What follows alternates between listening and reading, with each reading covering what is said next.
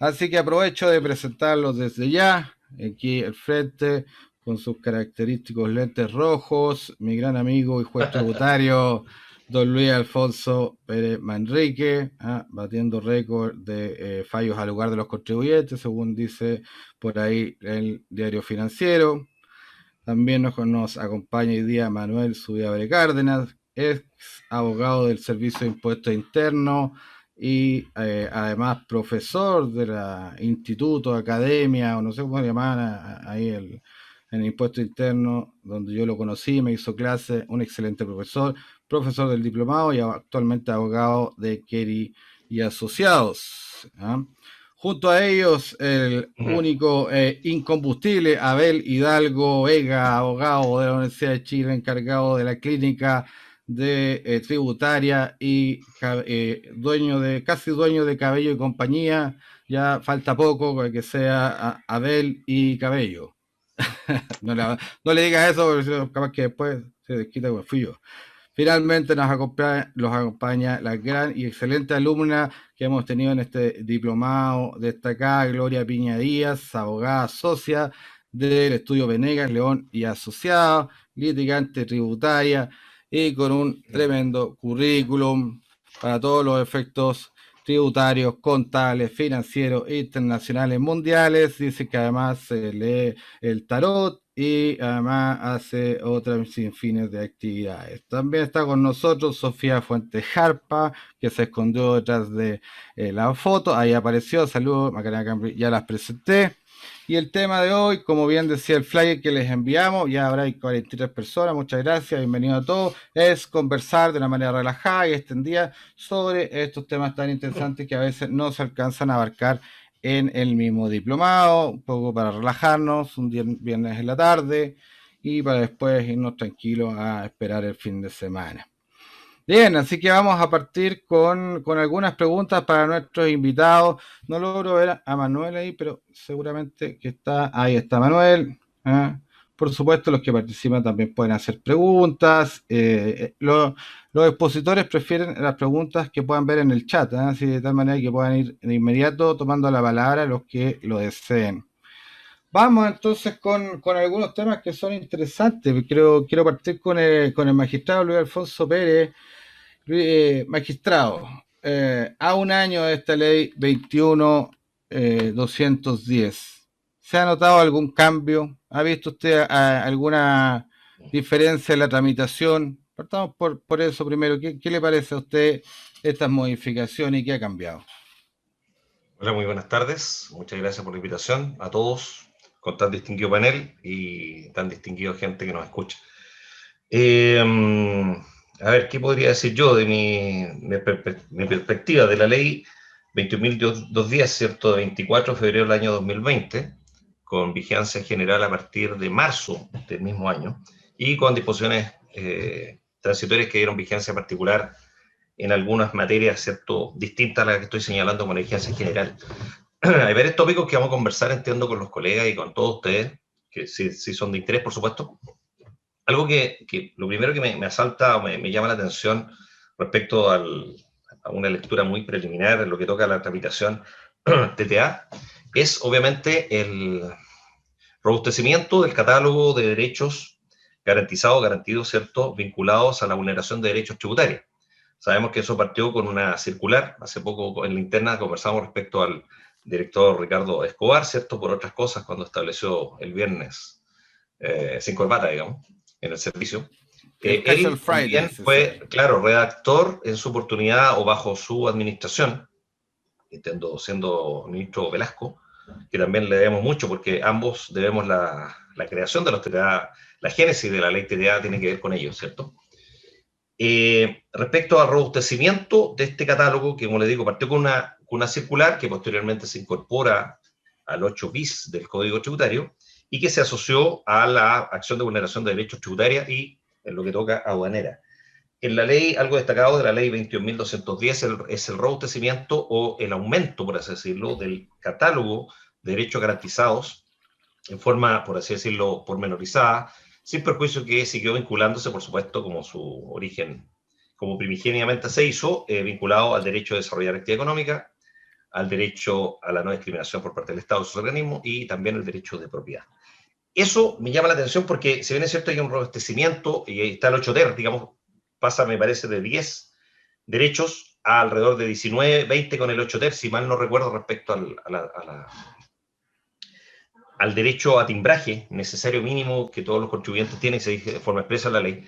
Uno tiende a pensar de que existiría una gran cantidad de acción de vulneración de derechos como consecuencia de este catálogo robustecido. En mi experiencia, no sé cuál será la de Oscar y la de distinguidos colegas que litigan, yo no he visto que se haya litigado tanto en ese sentido. O sea, pese a que ya tenemos vigencia hace algún tiempo de estos nuevos derechos, en mi experiencia, al menos, no sé, no he visto estadísticas generales del sistema, quizás algunas cosas han sido solucionadas en forma administrativa. Sabemos que otra de las cosas que incorporaba la 21029 y la 22210 es un robustecimiento en buena o mala hora, eso se puede analizar y podemos comentarlo, digamos, distintas opiniones que tengamos, es un robustecimiento de las facultades, por un lado, de fiscalización, y por otro lado, los remedios administrativos que tiene la administración tributaria, fundamentalmente, para solucionar complementariamente o previo a la reclamación tributaria, en sede administrativa, ciertas actuaciones que pueden ser potencialmente reclamables.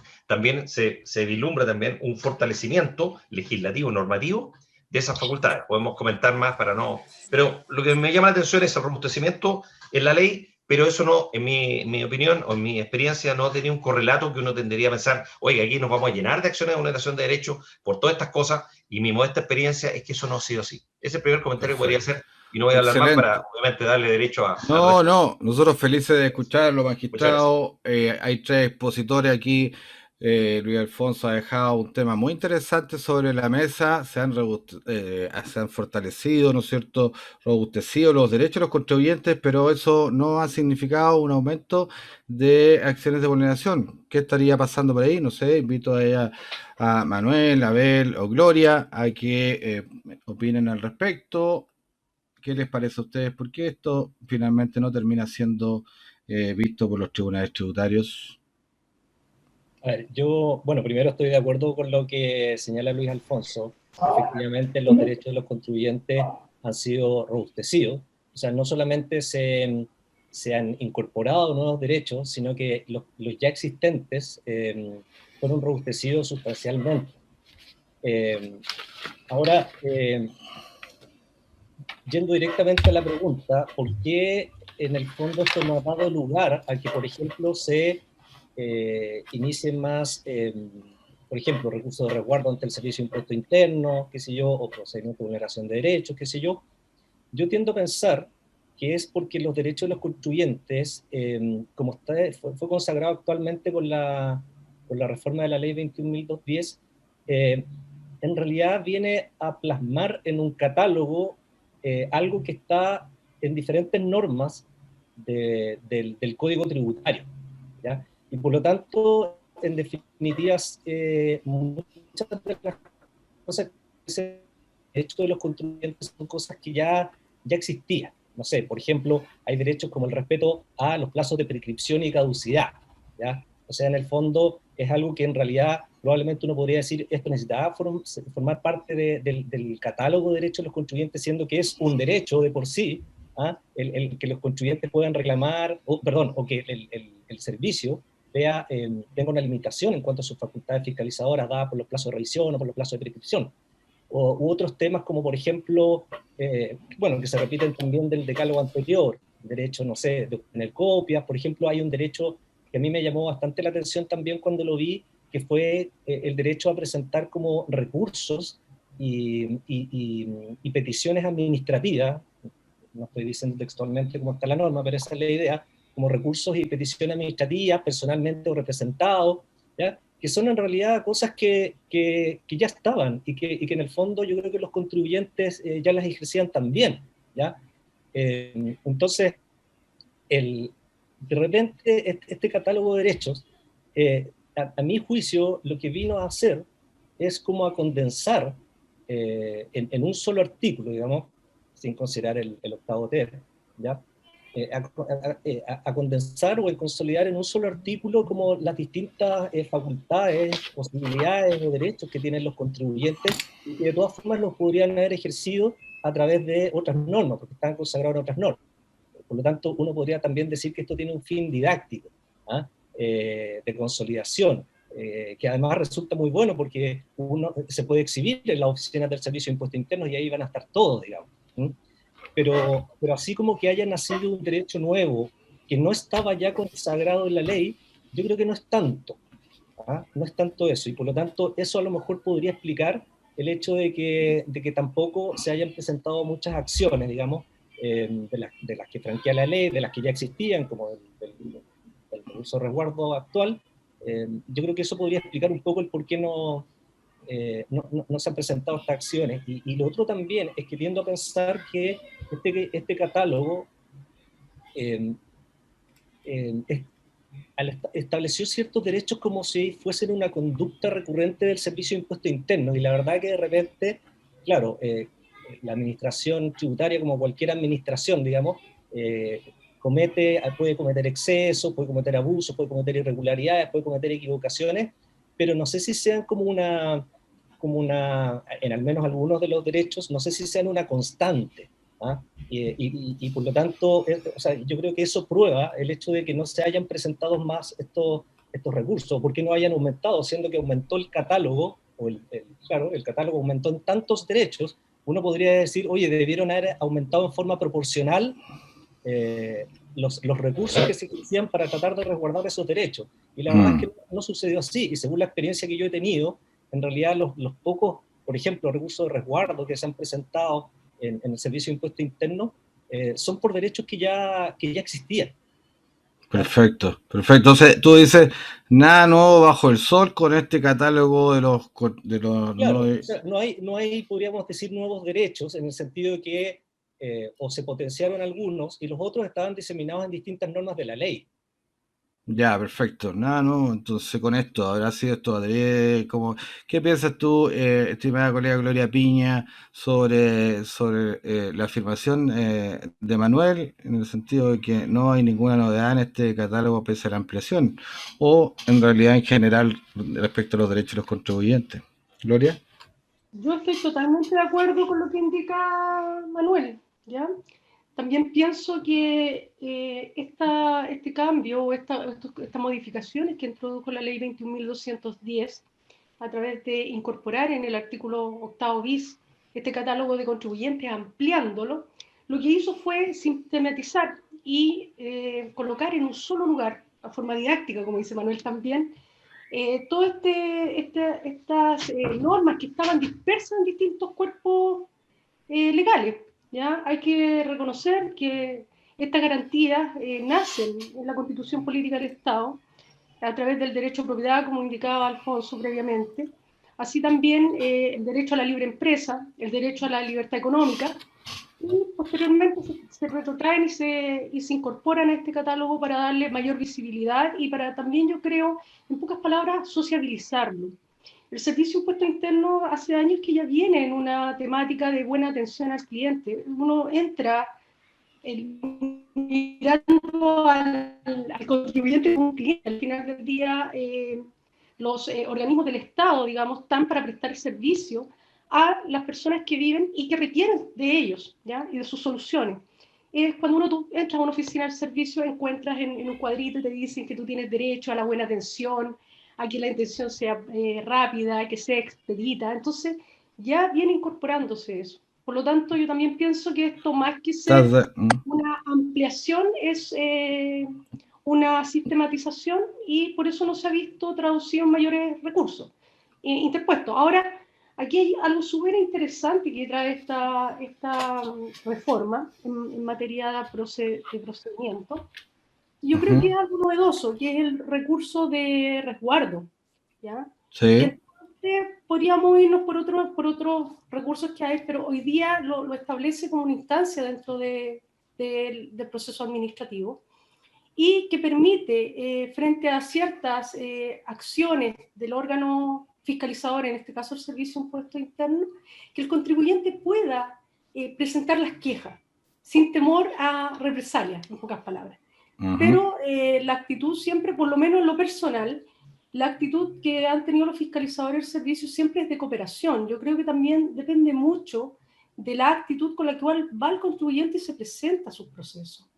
Y de cómo uno se facilita la vida mutuamente. Hay que entender que nosotros, por una parte, tenemos la obligación legal de llevar cierta documentación y que es responsabilidad del contribuyente hacerlo, y ponerla a disposición del servicio para que éste haga un buen análisis, una buena determinación en el caso de que él considere que hay alguna omisión en el cálculo de impuestos.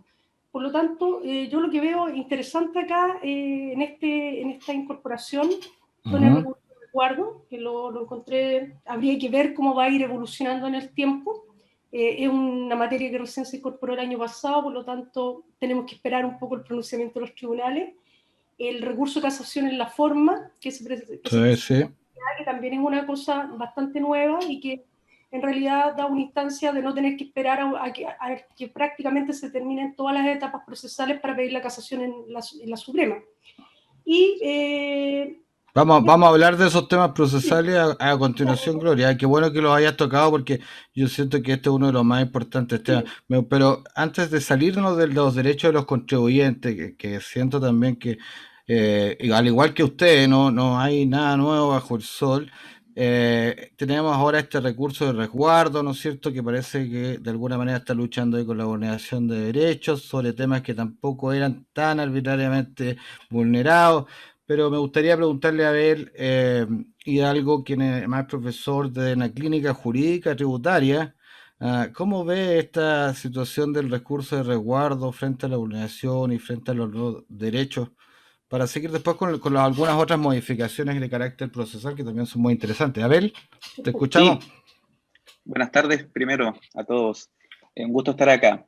Cuando a nosotros nos tocaba pasar los derechos de los contribuyentes en pregrado principalmente, yo siempre le decía a los alumnos que en el artículo 8 bis lo que había era poesía. Era derechamente una poesía, porque en el fondo cada uno de estos derechos, que si bien ya estaban previamente consagrados en el ordenamiento jurídico, uno quería de cierta forma ejecutarlo o llevarlo, concretarlo en algo, eso no se podía hacer. Por eso era poesía. Y entre el poema de Gabriela Mistral, que todos íbamos a ser reina, y el artículo 8 bis no había ninguna diferencia. A mí me parece que eso cambia ahora con el recurso de resguardo, cambia potentemente. No solamente por el hecho de que el contribuyente va a tener o está en presencia de un recurso que es bastante expedito, algo que nosotros no estamos acostumbrados, no solamente en el mundo tributario, sino en el mundo del derecho en general. Uno siempre cuando va a juicio, uno sabe que va a ser un juicio a largo plazo, que vamos a estar años litigando, que va a ser un procedimiento eterno, etcétera, etcétera, etcétera. Pero acá piense que desde que ocurre el acto o la omisión, el contribuyente tiene un plazo de 10 días para presentar el recurso y el servicio tiene un plazo de 5 días para fallarlo. Estamos hablando de 15 días hábiles administrativos que nosotros no estamos acostumbrados a eso. Y yo creo que eso es muy importante porque lo que siempre quiere el contribuyente, más allá de pagar o no pagar los impuestos como sea, es tener una solución rápida, es tener certeza. De repente muchos contribuyentes, entre pagar o no pagar, o rectificar o no rectificar, no ven muchos problemas, sino lo que ellos quieren es la certidumbre de saber que lo están haciendo bien. Y a mí me parece que el hecho de que el recurso de resguardo sea en plazos tan breves es sumamente importante y va a ayudar mucho a fortalecer estos derechos de los contribuyentes. Y una pequeña experiencia, hay muchos casos que no van a entrar en la estadística. ¿Por qué digo esto? No, la estadística de recurso de resguardo, la estadística de vulneración de derechos. Les cuento una experiencia de esta semana. Yo presenté una devolución vía artículo 126 del Código Tributario, contenida en un formulario 2117, que es como se estila hacer en la práctica. Luego de 5 meses, Impuesto Interno me contestó y me dijo, mire, en verdad, tiene que desistirte de esta presentación y incorporarla nuevamente, porque había un error en la nomenclatura. Algo que yo encontré sumamente innecesario. Y yo escribí un correo muy respetuosamente diciendo, mire, sabe que hay un derecho del contribuyente en el 8 bis número 10 que dice que Impuesto Interno no tiene que someter al contribuyente a espera innecesaria o exigirle documentos que también sean innecesarios o de esta misma índole. Entonces, en base a este derecho, ¿para qué nos vamos a tener problemas? Mejor cambien internamente la nomenclatura si es que existe algún error y derechamente se soluciona por esa vía en vez de volver a presentar el 21-17 y esperar 5 meses para que recién se pronuncien como acerca de la admisibilidad de esta petición administrativa. Entonces, eso jamás va a entrar en la...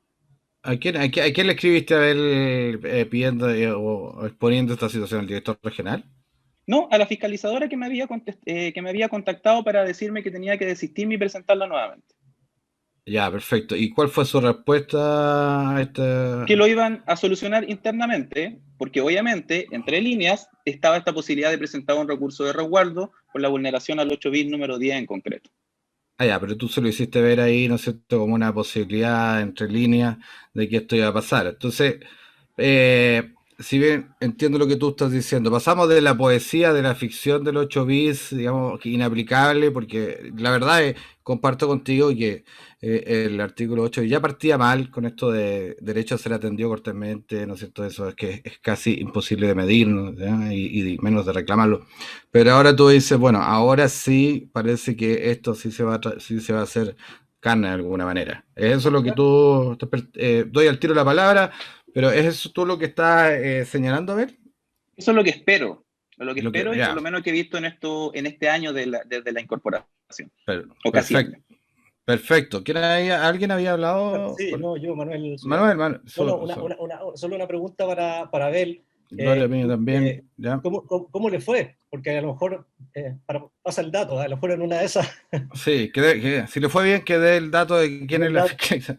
Lo evitamos incluso los 10 días. Sí. ¿Cómo te fue a ver con esa petición? Sí, que no fue necesario... Tantos colegas acá que pueden estar en la misma situación. Como les comentaba, no fue necesario presentar el recurso de resguardo propiamente tal, por lo tanto, solamente se hizo saber que si es que se tomaba esa decisión por parte de la administración, se iba a vulnerar ese derecho. Entonces, internamente la administración, previa a vulnerar el derecho, lo subsanó y cambió la nomenclatura. Si al final del día también era una tontera, es porque ellos querían una determinada nomenclatura y yo había puesto otra nomenclatura que además de paso estaba correcta. Entonces, desistirme, presentarla nuevamente y esperar 5 meses para que nuevamente me contacten, yo encontré que era un poquito tirado de las mechas. Bastante. Gloria Piña está levantando la mano, parece que ya aprendió ahí cómo se hacía. Yo todavía no sé cómo se levanta la mano, pero aparece ahí, raise hand, ahí está.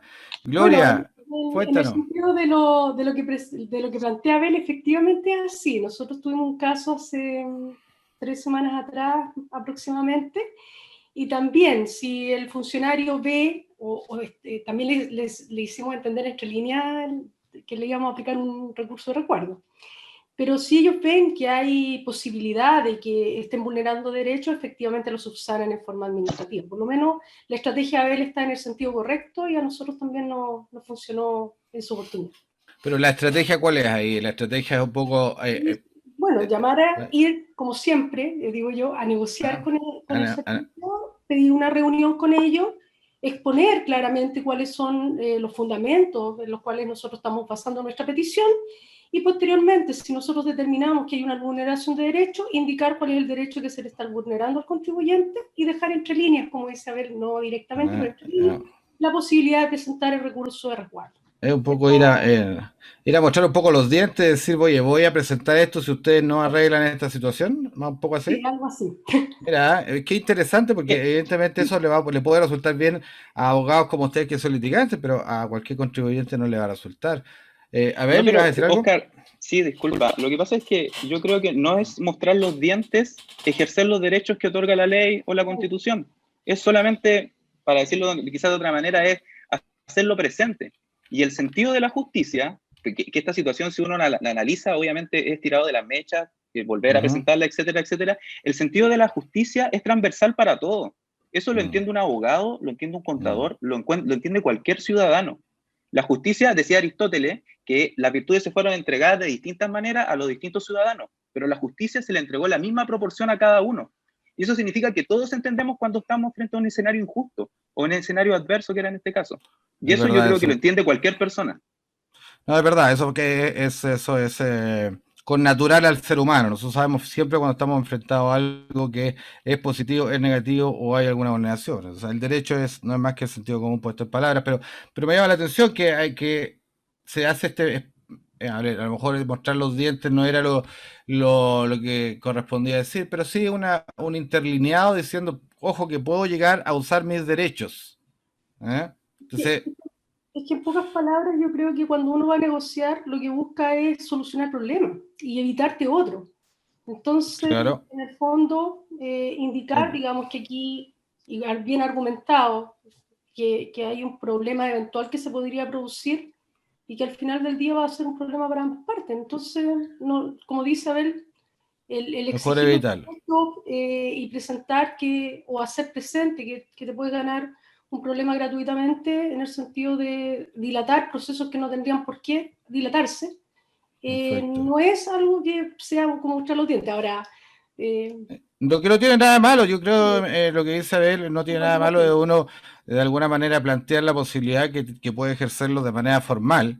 Me llama la atención, sí, lo encuentro interesante. Pero antes de seguir, quiero saludar ahí a Jaime, que me manda saludos y se a través de él por Roger Matei. Muchos saludos también a Jaime, muchas gracias. Hay algunas buenas preguntas por acá, de Mauricio Tobar, dice buenas tardes a todos. Si una resolución RAF vulnera algún derecho del 8 bis, aún así no sería posible la interposición de una vulneración por aplicación del artículo 6, inciso 2, letra B, número 5, parte final. A ver si los expositores levantan la mano ante esta interesante pregunta de Mauricio Tobar. ¿Puede una resolución RAF vulnerar el derecho 8 bis y ser procedente la interposición de una vulneración de derecho? No sé si Luis, Alfonso, Manuel, alguno de ustedes puede darle respuesta a Luis Tobar, que hace la pregunta. Hola. Luis Alfonso Pérez, sí. Magistrado. A ver si entendí bien la pregunta. Yo tiendo a pensar, opinión general, obviamente no puedo pronunciarme respecto a si esto estuviera judicializado, porque me implicaría, ¿cierto? No podría manifestar opinión previa a resolver el tema de fondo. Yo tiendo a pensar que la resolución RAF en principio no es aquí la resolución que resuelve una RAF, y una RAF en principio no es de aquellos actos reclamables, clásicos del catálogo del 124, si mal no recuerdo, el Código Tributario. Entonces, desde ese punto de vista, uno tiende a pensar que cualquier resolución RAF no es reclamable, por esa razón, como una primera aproximación al tema. Ahora, yo por otro lado, voy a decir algo que podría ser una suerte de contracepción. En principio no me había puesto a pensar en esta pregunta tan interesante, pero tiendo a pensar de que si se produce una vulneración en un acto administrativo, y ese acto administrativo produce un perjuicio, cumple con las reglas generales de la reclamabilidad, ¿cierto? Que existe un interés pecuniario comprometido, interés actual, etcétera, etcétera. Y eso cuadra, o uno podría armar el reclamante algo dentro de una vulneración, tiendo a pensar, en principio, que podría ser reclamable en el procedimiento de vulneración de derechos, reiterando que en principio la resolución RAF en sí no es reclamable. Lo que es reclamable es el acto base. O sea, si ustedes presentan una RAF, no yo, porque yo no las presento. Si ustedes presentan una RAF respecto a una liquidación, la resolución RAF que no les da lugar, eso no es reclamable. Lo que es reclamable es el acto base. Tanto es así que eso también tiene que ver con los plazos. Recuerden que cambió eso con la 123B, el plazo para reclamar se entiende suspendido ante una interpretación administrativa del servicio, no la circular, 26 me parece, etcétera. Bueno, no sé si contesto, esa es mi opinión. No sé qué pensará Manuel. Ahí, le vamos a dar la palabra a alguno de los expositores. Ahí está la pregunta. Yo creo que va la respuesta por ahí. Es interesante, se pudo reclamar de una vulneración. Pero ojo que Mauricio, que también puede pedir la palabra, si aprende ahí cómo usar, yo no sé cómo usar eso, pero le ponemos la palabra para que le explique. Lo que plantea es que en la misma resolución RAF vulnera algunos de los derechos del 8 bis. ¿De qué forma podría vulnerar? No sé. Abel, ¿qué en mi opinión, sí, en mi opinión, como bien decía el magistrado, nosotros tenemos para incoar reclamación en el procedimiento general de reclamaciones, tenemos un catálogo que está en el artículo 124 del Código Tributario. Es decir, no podemos llegar y reclamar cualquier acto administrativo, sino que además tiene que ser un acto administrativo final o terminal y tiene que encontrarse dentro del catálogo, que tiene unas causales que son, digamos, de cierta forma específicas y otras que son más genéricas, en las cuales pueden caber un acto reclamable. Para contestar derechamente la pregunta de Mauricio, la resolución que falla una RAF, una revisión de la actuación fiscalizadora, en mi opinión, es susceptible o del recurso de resguardo o de una acción de vulneración de derecho, también de forma directa. El problema que usted tiene ahí es que lo que uno está pidiendo en la petición de la vulneración de derecho. Por ejemplo, yo en una vulneración de petición de derecho no puedo pedir que se deje sin efecto la liquidación, que a su vez yo había presentado la RAF en contra de ella, sino que tengo que pedir el cese de esta vulneración, que se vuelva el imperio del derecho, como se solicita en el recurso de en la protección. Entonces, aun cuando yo podría presentar una vulneración de derechos, yo no necesariamente voy a tener una sentencia declarativa que deje sin efecto el acto administrativo terminal. Entonces, se puede reclamar a través de resguardo o a través de vulneración, pero la sentencia que yo obtenga va a que vuelva a imperar el derecho, pero no necesariamente dejar sin efecto el acto administrativo. No sé si me explico. ¿Y eso en qué se va a traducir al final? Entonces, que vas a tener una sentencia que te va a reconocer, Claro. pero ¿y qué pasa? Porque al final lo que va a querer el reclamante, ¿no es cierto?, es que deje sin efecto, entiendo yo, todo el procedimiento RAF o hasta incluso la liquidación. Entonces, ahí hay que ser cuidadoso con lo que se pide. ¿Qué es lo que yo puedo pedir? ¿Hasta dónde puedo llegar la petición? Porque la vulneración de derechos no es lo mismo que un procedimiento general de reclamaciones, donde yo sí podría pedir que se deje sin efecto la liquidación. Porque puedo tener una bonita sentencia de vulneración de derechos que diga que se vulneraron todos y cada uno de los derechos, pero la liquidación la voy a mantener igual.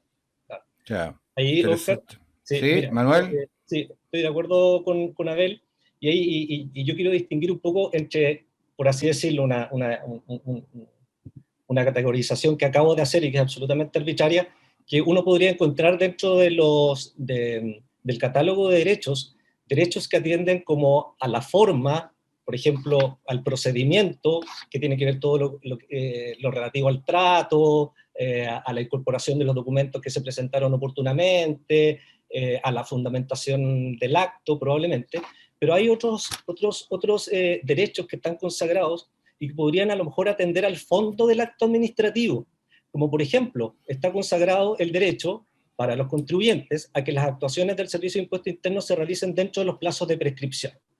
Y por ejemplo, el contribuyente puede considerar que la liquidación, el acto administrativo final, lo que está haciendo es liquidar un impuesto que ya está prescrito. Si después llega una RAF y la RAF confirma que el acto administrativo, la liquidación, se ejerció o se emitió dentro del plazo de prescripción, yo creo que ahí no puedo presentar un recurso de resguardo o vulneración de derechos tratando de alegar la prescripción, porque se me vulneró el derecho a que los actos del servicio se ejercen dentro de los plazos de revisión o de prescripción, porque ahí en el fondo estoy atacando el fondo de la resolución, la decisión.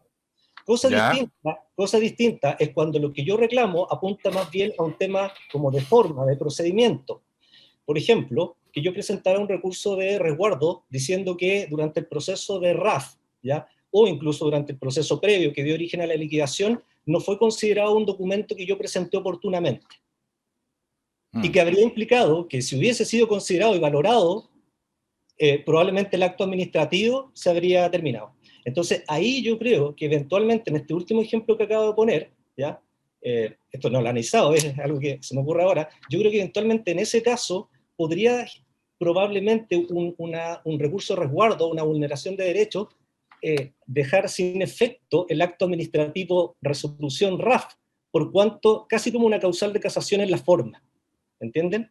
Pero distinto es que yo, a través del recurso de resguardo o a través de la vulneración de derechos, diga que se vulneró un derecho que tiene que ver con el fondo de lo que se está pronunciando en la resolución, como por ejemplo que el impuesto está prescrito. Entonces tú dices que hay que hacer una distinción en cuanto a cuál es el derecho que está, y además... O de otra forma, o planteándolo de otra forma, el derecho que yo estoy señalando que fue conculcado, que fue vulnerado, no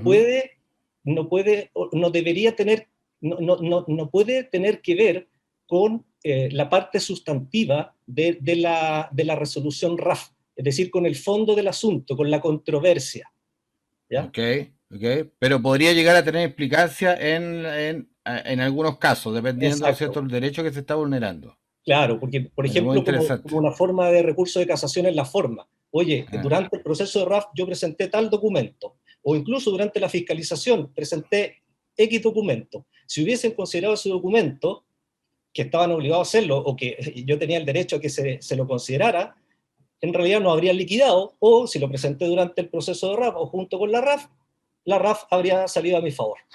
Excelente, excelente. Gloria, ¿qué te parece a ti esta distinción que hace Manuel y también lo que señala Abel en el sentido de la petición que se hace cuando estamos frente a una vulneración de este tipo?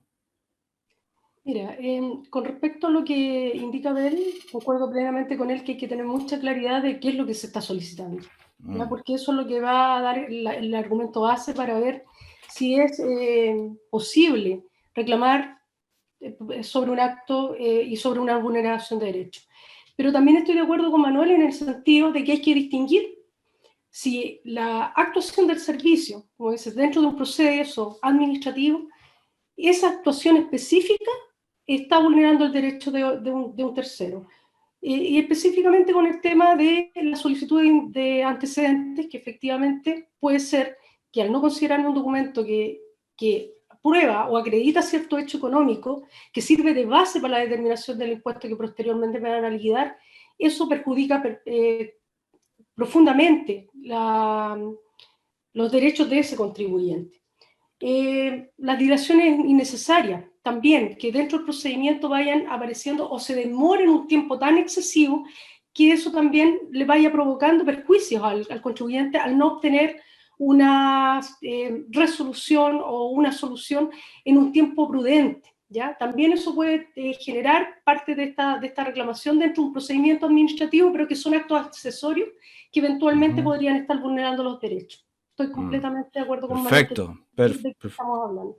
Perfecto, entonces hay que distinguir de qué tipo de derecho estamos hablando, hay que ser cuidadoso, ¿no es cierto?, con lo que se está pidiendo, y el magistrado Alfonso Pérez dice que él estaría de acuerdo que esto podría ser un acto reclamable, pese que en principio no sería reclamable por el procedimiento general, pero sí como vulneración. ¿Es solo lo que la conclusión a la que había llegado Luis Alfonso?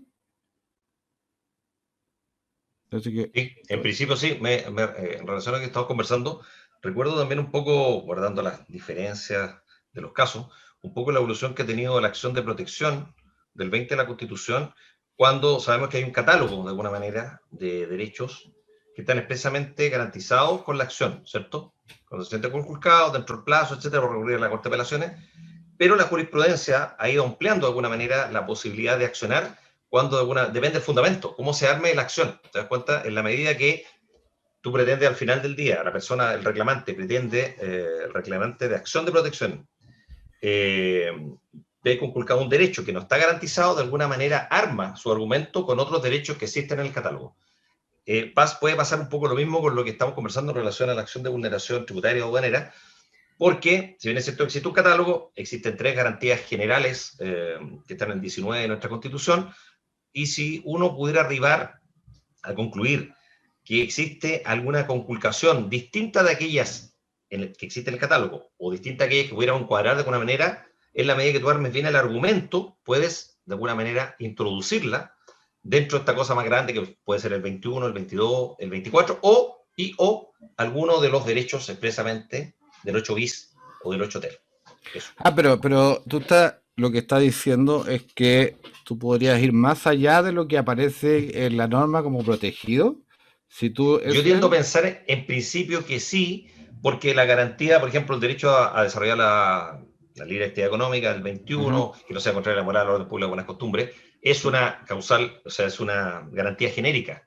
La no discriminación arbitraria, la discriminación se analiza en concreto, ¿cierto? Respecto de la actuación concreta de la administración respecto de la situación de que se trate, y para qué decir la conculcación del derecho de propiedad, y eso vinculado con la esencia de los derechos, da para mucho. ¿Sí? Yo creo que podría, no digo ex ante que sí todo, pero depende cómo se arme el argumento, podría ser teóricamente, en teoría, estamos hablando en cosas etéreas, no concretas, ¿sí? Podría ser reclamable. No sé lo que piensa el resto de los... Vamos a dar la palabra inmediatamente, pero se me vino a la memoria un caso de una señora que en un procedimiento de avalúo, probablemente le hubiese servido esa sugerencia porque evidentemente no se pudo defender correctamente pese a la retasación altísima que tenía.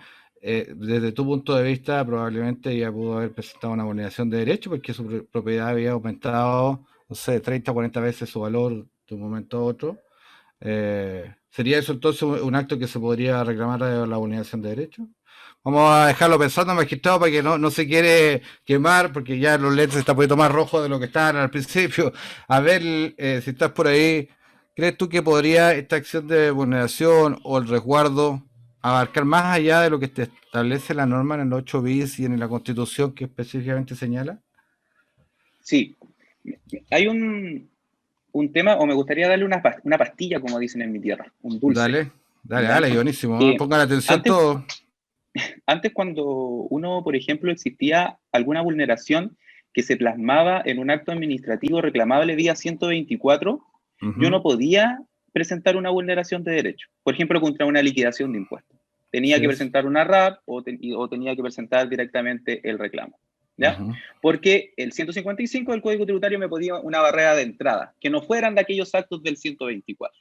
También me ponía otra barrera de entrada que yo no había presentado protección, ¿no es cierto? Claro. Esta barrera de entrada, ahora uno la puede abrir, esta puerta o este portón. ¿Por qué?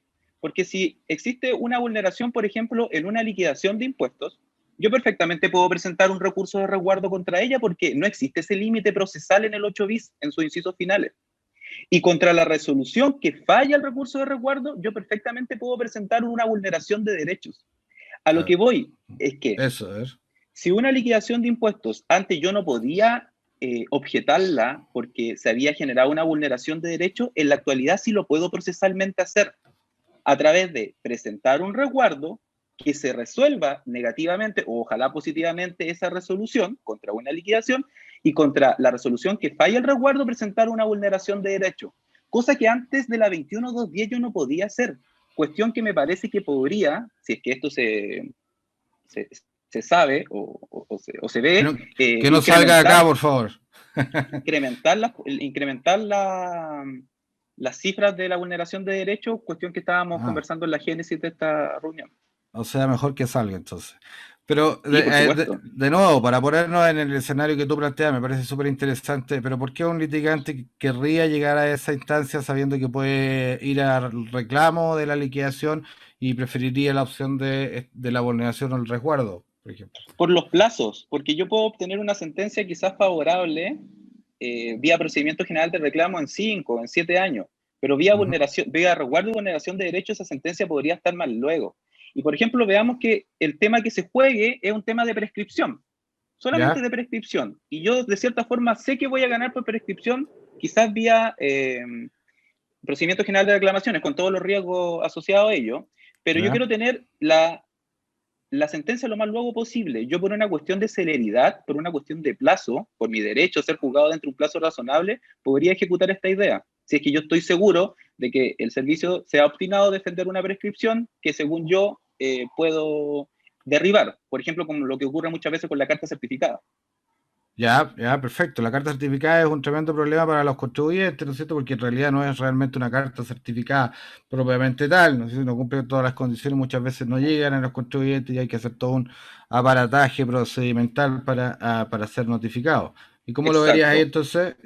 Entonces, por ejemplo, si yo quiero desvirtuar o puedo desvirtuar la presunción de la carta certificada, yo tengo la opción de presentar una RAP y que se resuelva dentro de 90 días. Pero ojo, también tengo la opción de presentar un recurso de resguardo y que se resuelva dentro de 5º día. Mucho más rápido. Pero la opción la puedes presentar de manera paralela, ¿esto? O sea, presentas... yo creo en el derecho constitucional a accionar de todas las maneras posibles. Mira, qué excelente. ¿Qué te parece a ti, Manuel, esta opción, o esta posibilidad, esta pastilla, como dice Abel, que nos ha dado a todos? La verdad es que Abel se las trae, ¿ah? Aquí la pastilla parece que era muy grande, quedaste un poco... Te dejó como knocked out, como dicen. Knockout. Claro, knockout. No porque no esté de acuerdo, sino que no había hecho el análisis. Ya, pero mira, yo pienso que nuevamente, primero voy a partir por algo más básico, que en el fondo, hay que ver bien primero para qué tipo de derechos o infracciones, qué sé yo, o para qué tipo de materias está consagrado el recurso de resguardo, ¿ya? Y por lo tanto uno tiene que ir a ver dentro de todas las cosas, dónde está ubicado el recurso de resguardo, a quién se le da la facultad de conocer el recurso de resguardo, cuáles son las causales para interponer el recurso de resguardo. Entonces yo creo que como estamos hablando del ámbito del derecho público, no basta con que yo no tenga limitación para que yo pueda ejercer cualquier recurso. Yo creo que los recursos están establecidos para ciertos casos y para ciertas materias. No es acá con el derecho privado que si no me dan limitación yo puedo hacer todo lo que quiera. Yo creo que no. No es necesario que a mí me digan, y esto no procede en contra de tal cosa. ¿Ya? Eso ya de partida, digamos. De partida, digamos. Pero ahí, en el entendido que, claro, también el problema está que el catálogo de derechos establece derechos que podrían ser motivos de una discusión de fondo. Y ahí es donde se mezclan las cosas. ¿Ya? Y vuelvo a lo mismo que había dicho antes. ¿Qué pasa si durante la fiscalización, en el fondo, se discutió acerca de que, oye, por ejemplo, en la respuesta a la citación, yo dije, oiga, este impuesto está prescrito? ¿Ya? Por lo tanto, eso formó parte de la discusión. Y después en la liquidación se señala, no, este impuesto no está prescrito por tal y tal motivo. Por lo tanto, hubo una revisión de los antecedentes, de los argumentos que se plantearon, y hubo una decisión del director regional. Por lo tanto, ahí yo pienso que no a través de la vulneración de derechos yo voy a poder atacar esa liquidación en cuanto al fondo, o en cuanto a la controversia, si es que esta controversia versa sobre la prescripción. Porque ahí, a mi juicio, en ese caso, el único recurso posible, o los únicos recursos posibles serían o una RAP o un reclamo ante un tribunal tributario, porque estamos hablando de un asunto de fondo que fue materia de discusión durante el proceso. Pero imaginémonos que presentaste tu vulneración de derecho en contra de esta prescripción, supuesta prescripción que está en el acto final, terminal, y pasó la admisibilidad y el juez tributario lo resolvió. ¿Cuál sería el efecto entonces que tendría eso respecto del acto inicial? ¿Tendría algún efecto? ¿Dejaría esa liquidación nula también? Pese a que no se está reclamando de la liquidación, sino de una vulneración dentro de la misma. Ah, tú dices en el evento de que se presentara una vulneración. Sí, claro. El evento se presentara, se acogiera a trámite y la ganaras, digamos. Ya. ¿Podría llegar a esa situación? O sea, sí, todo puede suceder, digamos. Lo que pasa es que claro. lo que yo postulo es que el vicio es un poco como las limitaciones que hay en cuanto a cuando siempre se dice que el servicio puede practicar las liquidaciones de impuestos son esencialmente provisionales porque el servicio siempre puede volver a liquidar mientras están vigentes los plazos de prescripción, que ahí hay una limitación, que siempre se dice, salvo cuando respecto de un determinado impuesto emanado de un determinado hecho ya hubiese un pronunciamiento jurisdiccional. ¿A qué voy con todo eso? O sea, yo creo que en el fondo, si aquí ya hay un pronunciamiento del director regional en cuanto al supuesto vicio, por ejemplo, de prescripción, y que yo alegué la respuesta a las citaciones durante todo el proceso de fiscalización, ahí ya hay una decisión de la autoridad. Yo no puedo decir que porque yo no estoy de acuerdo con la liquidación, que es lo mismo a que yo dijera que no estoy de acuerdo con un fallo de un tribunal, yo podría presentar, por ejemplo, un recurso como vulneración de derechos. O sea, yo creo que la vulneración de derechos no es para atacar la decisión con la cual yo no estoy de acuerdo. ¿Ya? Perfecto. Ahí tiene su limitación. Exacto. O si no, estaríamos extendiendo demasiado el recurso. Ahora, como estrategia, probablemente, como estrategia a lo mejor se podría intentar, no lo descarto, pero así en frío me hace un poquito de ruido el hecho de que uno, porque no está conforme con el acto administrativo, pueda presentar un recurso de resguardo. Yo creo que el recurso de resguardo está planteado pensando siempre en situaciones que son de carácter abusivo, y en una liquidación en que hay un análisis, en que ya se discutió el tema de la prescripción, y el director regional hace todo un razonamiento que, de acuerdo a su lógica, lleva a concluir que el impuesto no está prescrito, yo ahí entiendo que ahí no hay un abuso, porque hubo un análisis. Puede que yo no esté de acuerdo, pero yo entiendo que la vulneración de derechos está establecido como abusos o conculcaciones de derechos que son relativamente flagrantes, ¿ya? No que obedecen a la consecuencia de un proceso, y que en virtud de ese proceso se llegó a una decisión que el contribuyente siente que le vulneraron un derecho. No, para eso está el recurso de reclamación. ¿Y eso se contrapone a lo que señalaba Abel o está en la misma línea, No, crees tú? eso se contrapone, pero Mm, y vuelvo nuevamente o sea, se contrapone en parte, porque mm, vuelvo a lo que dije al principio, depende del tipo de derecho que se conculcó, porque puede ser que el derecho conculcado, que yo considero que me conculcaron, sea en realidad un derecho que tiene que ver con el fondo de lo discutido, con el asunto controvertido. Y ahí yo creo que la cosa cambia. Ahí yo ya creo que no procede el recurso de resguardo o de vulneración de derechos, porque no esa es la controversia. ¿Ya? perfecto. Ah, hay que ser cuidadosos, ¿no? Entonces, bien, ahí hay dos posiciones bien interesantes respecto a los alcances de estos nuevos recursos. Me gustaría, antes de hacer un pequeño break para el café, escuchar a Gloria, si está por ahí, cuáles serían algunos comentarios respecto a lo que están señalando los colegas, y después nos tomamos 10 minutos para un cafecito. Gloria, ¿estás por ahí? Sí, estoy acá.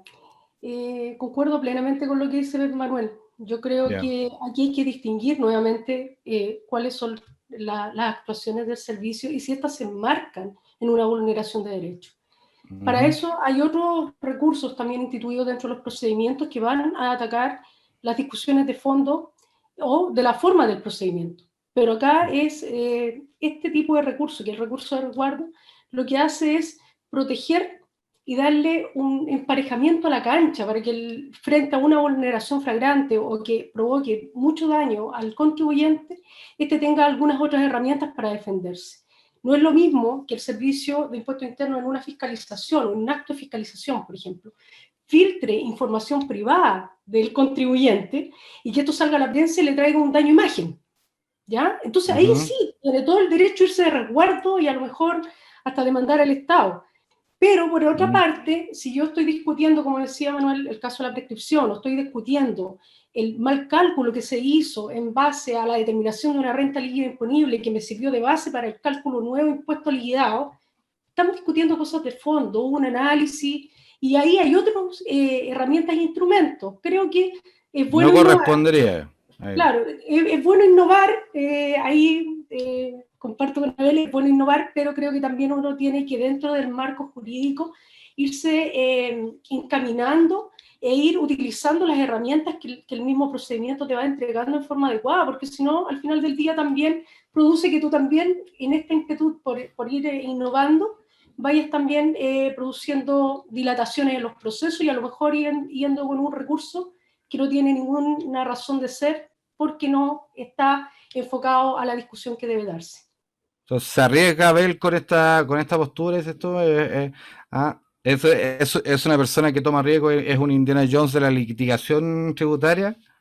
No Ah, sé, creo que ah, también ahí hay que, como dice Manuel, hay que sopesar qué implica esto y al final del día la innovación no es mala, pero también debe haber ciertos respetos a la formalidad y a la institucionalidad de cada uno de las etapas procesales que están bien definidas.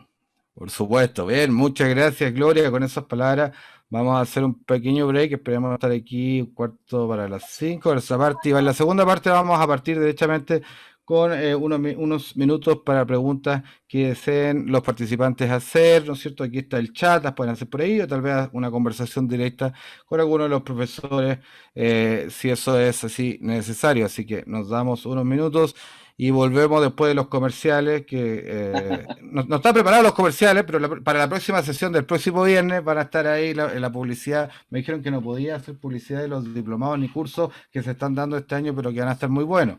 Es todo lo que yo puedo decir. Nos vemos en 15 minutos, estimados. ¿Ya? Vamos a continuar. Fernando, estás ahí en primera pantalla. Un saludo para Fernando Maldonado, que está desde Valparaíso. Ahí están volviendo nuestros expositores, Manuel Subiabre y los demás. Está Abel también. A ver, nos habíamos quedado en esto de lo arriesgado de la litigación. Me pareció muy interesante lo que plantea Gloria antes de irnos a este breve receso en cuanto a qué tanto tan allá podemos ir con nuestras peticiones, con utilizar estas herramientas que nos ha otorgado la ley, y también un poco lo que nos advertía Manuel en relación a lo mismo. ¿Qué crees tú como litigante? ¿Hay que arriesgarse, hay que tomar estas opciones o simplemente hay que jugar un poco más a la defensiva? Yo creo que hay que ser creativos, pero a la vez concuerdo con los panelistas que hay que ser cuidadosos. Pero ¿Cuál sería? Dale nomás. Tiene que utilizar como contribuyente o como asesor del contribuyente todas y cada una de las herramientas que están dadas en la ley. Fíjense que esta semana, por ejemplo, el Tribunal Constitucional declaró admisible un requerimiento que a mí me parece muy raro, que desde una primera perspectiva no encontré muchas razones, que era, no existía una gestión judicial pendiente, lo declaró admisible. No existía una gestión judicial pendiente ante un tribunal de la República, un tribunal de justicia, sino la gestión pendiente era un recurso jerárquico.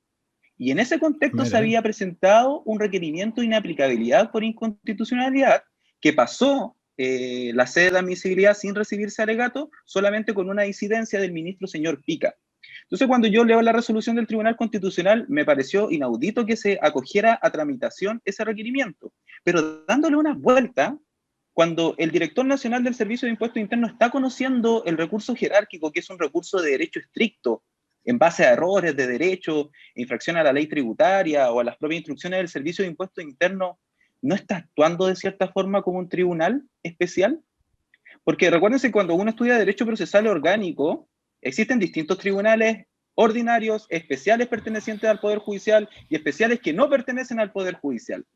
Y uno de repente saca a la luz tribunales que parecieran muy raros, el Tribunal de Guerra en tiempos de paz, el Tribunal de Guerra propiamente tal, y a lo que voy es que esa situación, en concreto la que le estaba comentando, si bien pareciera ser que no es una gestión judicial pendiente, de todas formas, los asesores del contribuyente intentan ese requerimiento y quién sabe, en una de esas se acoge el requerimiento y crean una tremenda jurisprudencia constitucional. Hay un litigante arriesgado y se la está atribuyendo esa a Mauricio Tobar, dice, esa causa es nuestra, CIFNEC. Bueno, felicitaciones entonces, felicitaciones por su creatividad. Sí, felicitaciones. Ahora la palabra, a ver, está ahí el Luis Alfonso Pérez y Manuel Subiabre peleándose la palabra. ¿Quién pone los lentes más rojos para partir? Vamos a dejar a Luis Alfonso, que había pedido la palabra antes, y luego Manuel. Gracias. Disculpa, Manuel. Mira, en relación a que Isabel me llama la atención, simplemente dejar sentado un punto que no sé si tiene, bueno, a ver, lo relaciono con la litigación. Al final, cuando uno estudia o cuando imparte clases de litigación, no pareciera en principio relevante hablar del Tribunal Constitucional. Al principio, ¿cierto? Cuando uno parte, dice los procedimientos general, procedimientos especiales, etcétera. Tenemos el tema o sea, para conocer, el servicio tiene para conocer de las cuentas corrientes, del acceso a la cuenta corriente bancaria, 62 bis, está el temido, ¿cierto?, de la cláusula antilusiva, etcétera. Pero uno, al principio, no vincula el tema de la litigación con el Tribunal Constitucional. Eso ha ido cambiando con el tiempo, como bien dijo a propósito que señaló Abel y otros colegas.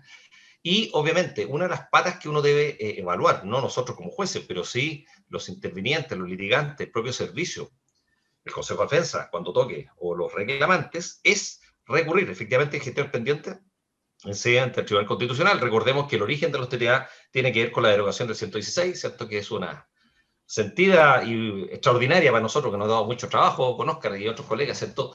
La creación de los tribunales tributarios tiene su antecedente, la derogación del 116 del Código Tributario, la delegación de los jueces delegados en estos departamentos, etcétera. Bueno, eso lo sabemos. Simplemente hago un punto en relación a lo que Isabel, que me parece curioso, por decirlo, dentro de la libertad de cátedra, digamos. Cuando uno lee la ley de 21.210, en la parte pertinente, cuando se agrega, hay una modificación dentro de las facultades, ¿cierto?, de los directores regional y nacional, cuando dice, agréguese número 7, dentro del, me parece, del 6 letra A, de los directores, cuando dice número 7, conocer del recurso jerárquico, el que para estos efectos tributarios procederá en contra de lo resuelto en el recurso de reposición administrativa establecido en 123 bis, de la RAF, ¿cierto? Y solo podrá fundarse la existencia de un vicio o error de derecho al aplicar las normas o instrucciones, normas, genérico, constitución, ley, etcétera, o instrucciones impartidas. Ponen, obviamente, las instrucciones dentro del marco normativo. Sabemos que existe esta pirámide normativa, a las instrucciones al nivel de las normas genéricas impartidas por el director de las leyes tributarias cuando el vicio error incida sustancialmente en la decisión recurrida, ¿cierto? Y esto tiene un efecto suspensivo en el plazo también de reclamar. Hago el punto simplemente relacionado con Isabel porque llama la atención, porque se está dotando, incluso por un tema gramatical. Si ustedes ven, como bien dice Isabel, uno ve eso y al tiro los leguleyos, al menos, no sé si los contadores, pero los leguleyos nos vincula al tiro con la casación. Vicios de derecho, casación de fondo. Entonces aquí no se está dotando de alguna manera la administración, diciéndolo o no, de facultades de alguna manera casi cuasi jurisdiccionales a la administración. Es bastante curiosa la redacción que se da. Ese es un tema. Otro tema que me llama la atención, simplemente, no es propiamente de la litigación, pero se vincula con la litigación. Esto de la exacerbación, en buena hora o en mala hora, ustedes lo verán, simplemente planteo el punto, de los remedios administrativos, lo dije al principio, que son previos a la reclamación o complementarios a la reclamación. En algunos casos nos saca de la reclamación incluso. Tenemos el allanamiento, una actitud del demandado servicio, ¿cierto? Yo hace poco firmé un allanamiento, no me tocado nunca, curioso, simplemente se allanaron. El servicio presentó un reclamo X, se puede hacer conocido, y a lo mejor no es tan novedoso para usted, a lo mejor ya ha tenido allanamiento, y el servicio se allana. Perfecto, se cita sentencia directamente, no hay prueba, por supuesto, porque es un allanamiento total, y se dio la sentencia favorable, obviamente, para el reclamante. Curioso, sin costas, porque así es la limitación que establece la disposición de la ley de modernización, la 21.210. Simplemente, si uno analiza, en general, hay una tendencia, en buena hora, en mala hora, ustedes lo dirán, no yo, en doctrina, ¿cierto?, hacia un reconocimiento expreso de los derechos de los contribuyentes, de las garantías, de las acciones asociadas a estos derechos, como estamos conversando. Hay un acercamiento o un aterrizaje expreso en la ley tributaria, más que en la aduanera, en la tributaria, de recursos jerárquicos que potencian la posibilidad de salir del litigio, previendo el litigio tributario o saliendo y el litigio ya incoado. ¿Ok? Tenemos la conciliación, podemos hablar sobre ella, el allanamiento, el avenimiento, etcétera, cosas que hasta hace poco hoy día parece como algo tan natural, así, mire, no, conversé con el servicio, ustedes, no yo, conversé con el servicio y llegamos a este acuerdo, etcétera, etcétera, en buenos términos, pasó por un tribunal y se validó porque estaba dentro de la legalidad, etcétera. Cosa que hace no tanto tiempo parecía impensable. Estamos hablando que la ley TTA tiene 10, 11 años, un poquito más, la ley 22. Y eso primero, cuando nos separamos de la administración en buena hora, el tema jurisdiccional, como corresponde en cualquier Estado de Derecho moderno, como corresponde, ¿cierto? Que existe una revisión potencial de cualquier actuación de la administración. La propia ley de modernización también nos ratifica un tema que es fundamental, también tiene que ver mucho con el derecho administrativo, en buena hora, el derecho constitucional, la fundamentación suficiente de la actuación. Uno podría decir, bueno, esto es redundante, porque eso uno lo puede sacar de la ley de base, de la ley de procedimiento, de aquí, de la doctrina de la Contraloría, lo que fuera, de la Constitución, al final, pudiera ser, de alguna manera. Pero acá, el legislador, a mayor abundamiento, lo estableció expresamente en el Código Tributario, en las modificaciones introducidas por la ley de modernización. Mira qué interesante. Y dijo, las actuaciones de fiscalización de un derecho, el 4 me parece, el 8 bis, deben ser fundadas, y da un concepto de fundamentación, sean o no de fiscalización. Por lo tanto, uno pudiera arribar a la conclusión preliminar de la simple lectura que un avesado litigante, como son estos colegas que están compartiendo con nosotros sus opiniones, podría razonablemente, con un buen argumento, simplemente alegando la falta de fundamento suficiente en el reclamo de que se trate, pudiera dejar sin efecto una actuación en principio válida del Servicio de Impuesto Interno. Hago el punto en esas varias cosas. Uno, reitero y con eso cierro para que comentemos si les parece algo que dijo Abel, llama la atención la nomenclatura que utiliza este recurso jerárquico, a lo mejor sacado del derecho administrativo, cosa que hasta hace poco también el recurso de revisión y el recurso jerárquico estaban excluidos de la posibilidad administrativa del Servicio de Impuesto Interno de revisar sus propias actuaciones. A lo mejor tiene una lógica este recurso jerárquico para, de alguna manera, buscar lo mismo que busca la casación en el fondo. De alguna manera, la uniformidad de la jurisprudencia, la uniformidad del criterio del superior respecto del resto. En la Corte Suprema, por supuesto, respecto a temas jurisdiccionales, y acá respecto del director nacional respecto de sus subalternos directores regionales. Interesante punto, simplemente la nomenclatura es un poco curiosa porque duda de facultades aparentemente jurisdiccionales o muy parecidas a las jurisdiccionales, y lo otro un acercamiento expreso a todo el tema administrativo, fundamentación, etc. Eso simplemente porque yo creo que es un tema sumamente interesante. Yo creo que Manuel está ahí listo para responder, pero lamentablemente me comprometí a dar estos minutos también para que quienes están escuchando esta conversatorio, ¿no es cierto?, pudieran hacer algunas alcances, preguntas, y ya tenemos algunas. La primera, la primera Mauricio Tobar, que dice: nuestro equipo de SIGNEF, fue el caso que hablaba Abel, felicitaciones nuevamente. Luego la colega Carolina San Martín hace una pregunta que dejo aquí para los panelistas. Dice: tengo el siguiente caso y estoy dudosa en el proceso a seguir. Vamos a ver si podemos ayudarle. Solicitó una petición administrativa para rectificar un F22. El fiscalizador me pidió antecedentes de manera presencial y en el correo me comentó lo dudoso de la pérdida. Yo le respondí que estábamos en cuarentena y no puede cuestionar una pérdida o suponer situaciones.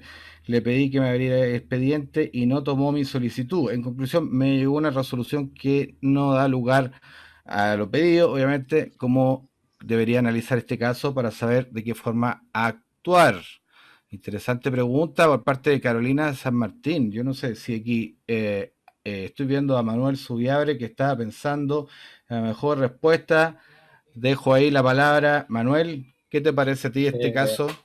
A ver, lo primero que pensé cuando leí la pregunta de Carolina, dije: aquí hay varios derechos que fueron conculcados. O sea, iba a decir: Carolina, tienes como 5 derechos que te conculcaron.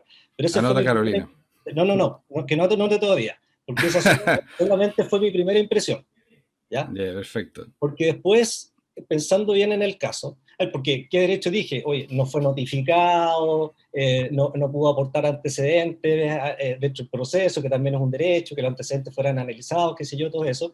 Se me ocurrieron como 3 o 4 derechos, pero después, pensándolo bien, esta se trata no de una fiscalización, por así decirlo, de oficio del servicio, entiendo yo, sino que acá hubo una petición administrativa, dice ella, de rectificar un formulario 22, ¿ya?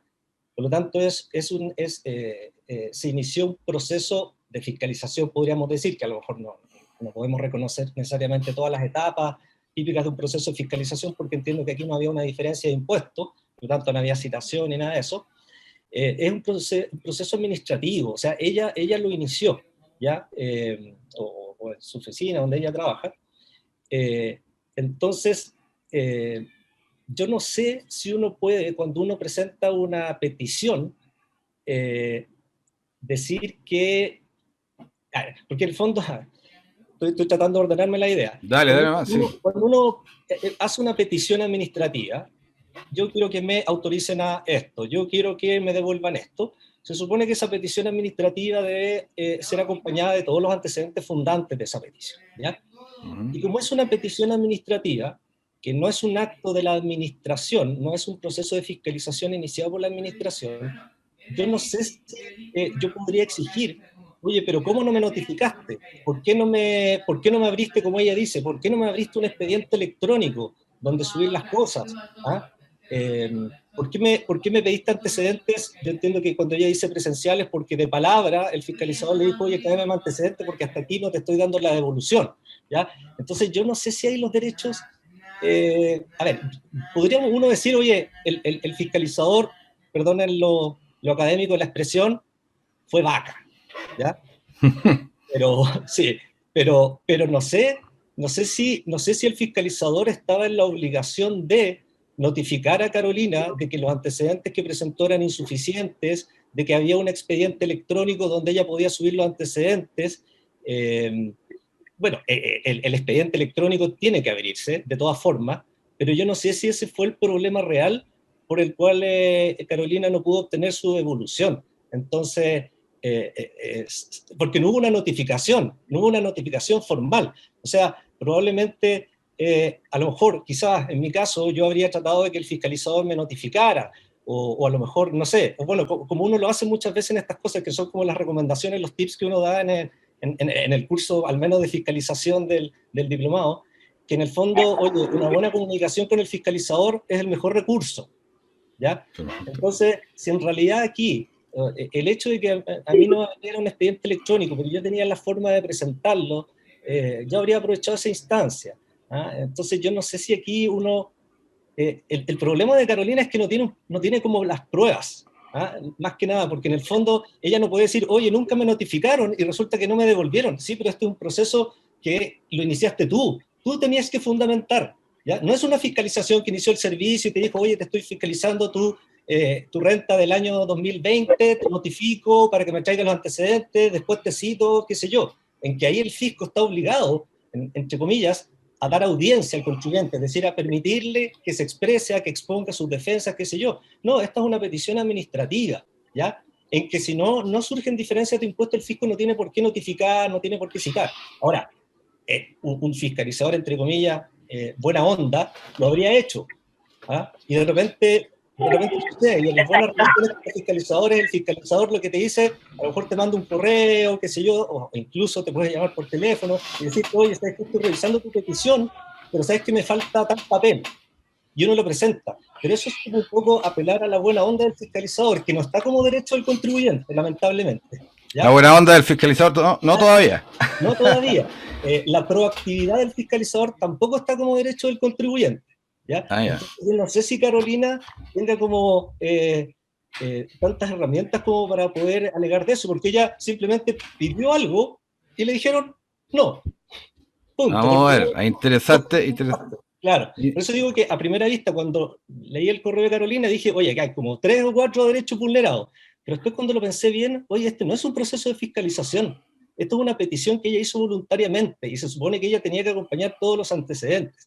Que el fiscalizador haya sido mala onda, ya no voy a utilizar la expresión anterior porque ya me arrepentí, claro. Editen esa parte, esto está siendo grabado. No, y escuchado por funcionarios de puerto interno también, que después lo haré claro, está lleno. Está lleno. No, me refería hipotéticamente de uno de nuestro país. Claro. ¿Ya? Pero claro, a lo mejor el fiscalizador fue mala onda, ¿ya? Eso, pero de ahí a decir que él vulneró algún derecho, no sé. Vamos a analizar el caso. De este momento yo creo que me cuesta verlo. Vamos a ver el caso de Carolina. Aquí Gloria Piña también quiere, nuestra expositora también, decirle algo. Gloria, ¿estás por ahí? Levantaste la mano. Sí. ¿Puedo complementar? Perdón, Carolina también quiere complementar. Después de Gloria, por supuesto que te vamos a dejar, Carolina, sin duda complementar. Gloria.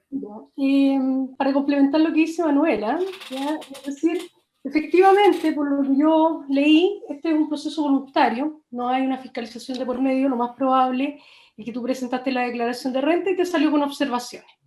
Entonces, lo primero que hay que ir a ver en la página web es si esas observaciones tú las puedes solventar vía internet, ¿ya? Eso es lo primero que hay que revisar. El expediente electrónico no se abre por una petición administrativa, el expediente electrónico se abre en el momento de que hay una fiscalización. Por lo tanto, si no hay fiscalización, no hay expediente electrónico. Lo tercero, las peticiones administrativas hoy día se presentan vía plataforma sitio web, nuevamente, vía plataforma informática, y por lo tanto, cuando usted presenta su petición, tiene que adjuntar todos los antecedentes que le den base para poder el fiscalizador tomar el caso y poder resolver o poder orientarte en cómo resolver tus problemas. ¿Qué es lo que pasa?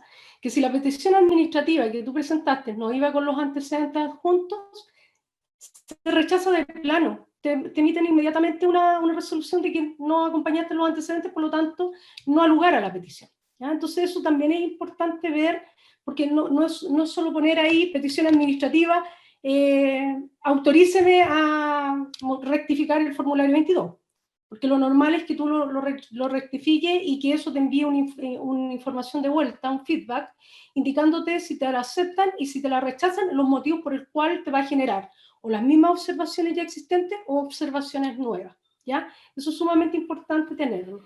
Y lo otro que hoy día, cuando uno tiene este tipo de dudas, a mí me pasó con una declaración de renta en la cual me estaban objetando la depreciación, lo que se hace, hay un correo electrónico por un tema de pandemia, que tú te contactas con la oficina del Servicio de Impuesto Interno, que es la correspondiente al domicilio de tu contribuyente, y aportas los antecedentes vía ese correo electrónico. Y ahí un fiscalizador se contacta contigo y te pide la información y te ayuda a solucionar y solventar el problema. Yo creo que esa debería ser la vía que deberías seguir, pero la petición administrativa no abre expedientes, sino que lo que abre expedientes son la fiscalización. Vamos a permitir, muy bien, Gloria, muchas gracias. Han sido muy claros los dos participantes, además del diplomado que se dio este año, diplomado en litigación y fiscalización tributaria. Pero Carolina San Martín, ¿quieres complementar? Antes de dar la palabra a Abel, que está ahí esperando como nuestro litigante más arriesgado. Carolina, ¿estás por ahí? Cuéntanos un poquito más de tu caso. A ver, dale, ya, cuéntanos. si se me corta un poquito, estoy en carretera y me detuve a escuchar y a hablar. Mira, yo tengo una oficina contable, efectivamente he tenido varias gracias. He tenido varias fiscalizaciones súper eficaces, eficientes con el servicio, me han apoyado muy bien, pero particularmente me pasó que, claro, yo tenía una devolución retenida y me estaban observando. Entonces yo pedí rectificar porque me he equivocado en informar la pérdida. Entonces, de vuelta, el fiscalizador me dice, ok, pero tengo dudas con una compra que usted hizo en el año 2017. Justifíquemela y tráigame todos los antecedentes. Perfecto, voy y justo ponen cuarentena. Entonces le mandé un correo, le dije, sabes que no puedo dejarte los antecedentes y te los adjunto. También lo adjunté a la petición, todo. Te los adjunto. ¿Me puedes abrir un expediente para subir todo esto? Y me sigue diciendo que la pérdida para él es cuestionable. Entonces yo le dije que no podíamos conversar ese tema vía correo porque él no puede cuestionarme algo porque él presiente de que a lo mejor no corresponde. Entonces pasó el tiempo y al final me llegó una resolución que dice que no al lugar la petición y sería. Entonces yo no sé qué recurso tengo yo para poder apelar contra eso, porque realmente es algo como mala onda, porque si le estamos juntando todo... Claro, entonces le dije, pero tú no puedes presumir de que yo la pérdida no es si no me revisan los antecedentes. Es que ¿para qué compré la camioneta? ¿De dónde saca plata? Dice, pero conversémoslo, le dije, yo te adjunto todos los documentos y me llegó la resolución y como ya, aquí se acabó el tema y la petición se anuló. Perfecto, ahí hay un complemento entonces. Carolina, quédate atenta ahí porque tenemos al litigante más arriesgado y Indiana Jones de la litigación, Abel Hidalgo, que está por aquí. Perdón, Abel se ha llevado a todos los clientes después de esto. No, pero Abel es así que vamos a poner la música de Indiana Jones para la próxima. Abel, ¿estás por ahí? ¿Qué le puede sugerir? ¿Cuál es la solución para Carolina San Martín? Sí, a mí me gusta hablar del derecho a rectificar, porque uno tiene el derecho, incluso digo el derecho constitucional a rectificar, porque uno tiene el derecho a equivocarse. En la vida uno se equivoca muchas veces, no solamente en el ámbito tributario. Y si uno mira la nomenclatura rectificar en su evolución que ha tenido en el Código Tributario, al principio la génesis del código utilizaba solamente en 2 pasajes la nomenclatura rectificar. En el artículo 63, inciso segundo del Código Tributario, es decir, en la respuesta a la citación, y también en el artículo 127 del Código Tributario. Si uno mira el Código Tributario actualmente, luego de la 21.210, que lo modificó, en mi opinión, sustancialmente, uno encuentra distintas instancias o pasajes en los cuales se utiliza la palabra rectificar. E incluso actualmente uno puede rectificar en sede de RAP, de este recurso administrativo voluntario, lo cual es muy importante. Entonces, uno puede rectificar desde el día 0, desde que se presenta la declaración, hasta incluso la oportunidad que da el 127 del Código Tributario, es decir, en otro sí del escrito de reclamo. Y ese derecho, este derecho a rectificar, uno puede ejercerlo, como digo, en cualquier etapa del procedimiento administrativo, incluso en presencia de el Tribunal Tributario y Aduanero. Ahora, para responder derechamente la pregunta de Carolina, yo creo que con la resolución que emite el servicio, usted tiene un acto reclamable. Y ese acto reclamable, usted puede presentar un recurso administrativo voluntario del 123 bis del Código del Ramo y ahí presentar una propuesta rectificatoria para que ésta sea analizada en sede de RAP. Y eso es lo que yo por lo menos le recomendaría. Pero insisto, ustedes y todos nosotros tenemos el derecho constitucional a rectificar porque todos nos equivocamos. Excelente, a ver, brillante como siempre, profesor también del diplomado. Manuel parece que... Sí, Manuel. Para complementarlo, pero solamente es complementando lo de Carolina, ¿no es cierto? Porque está ahí atenta ella. El mismo tema, que estoy absolutamente de acuerdo con Abel, solo agregar que además el derecho a rectificar ahora está como derecho del contribuyente, en el artículo 8 bis, ¿ya?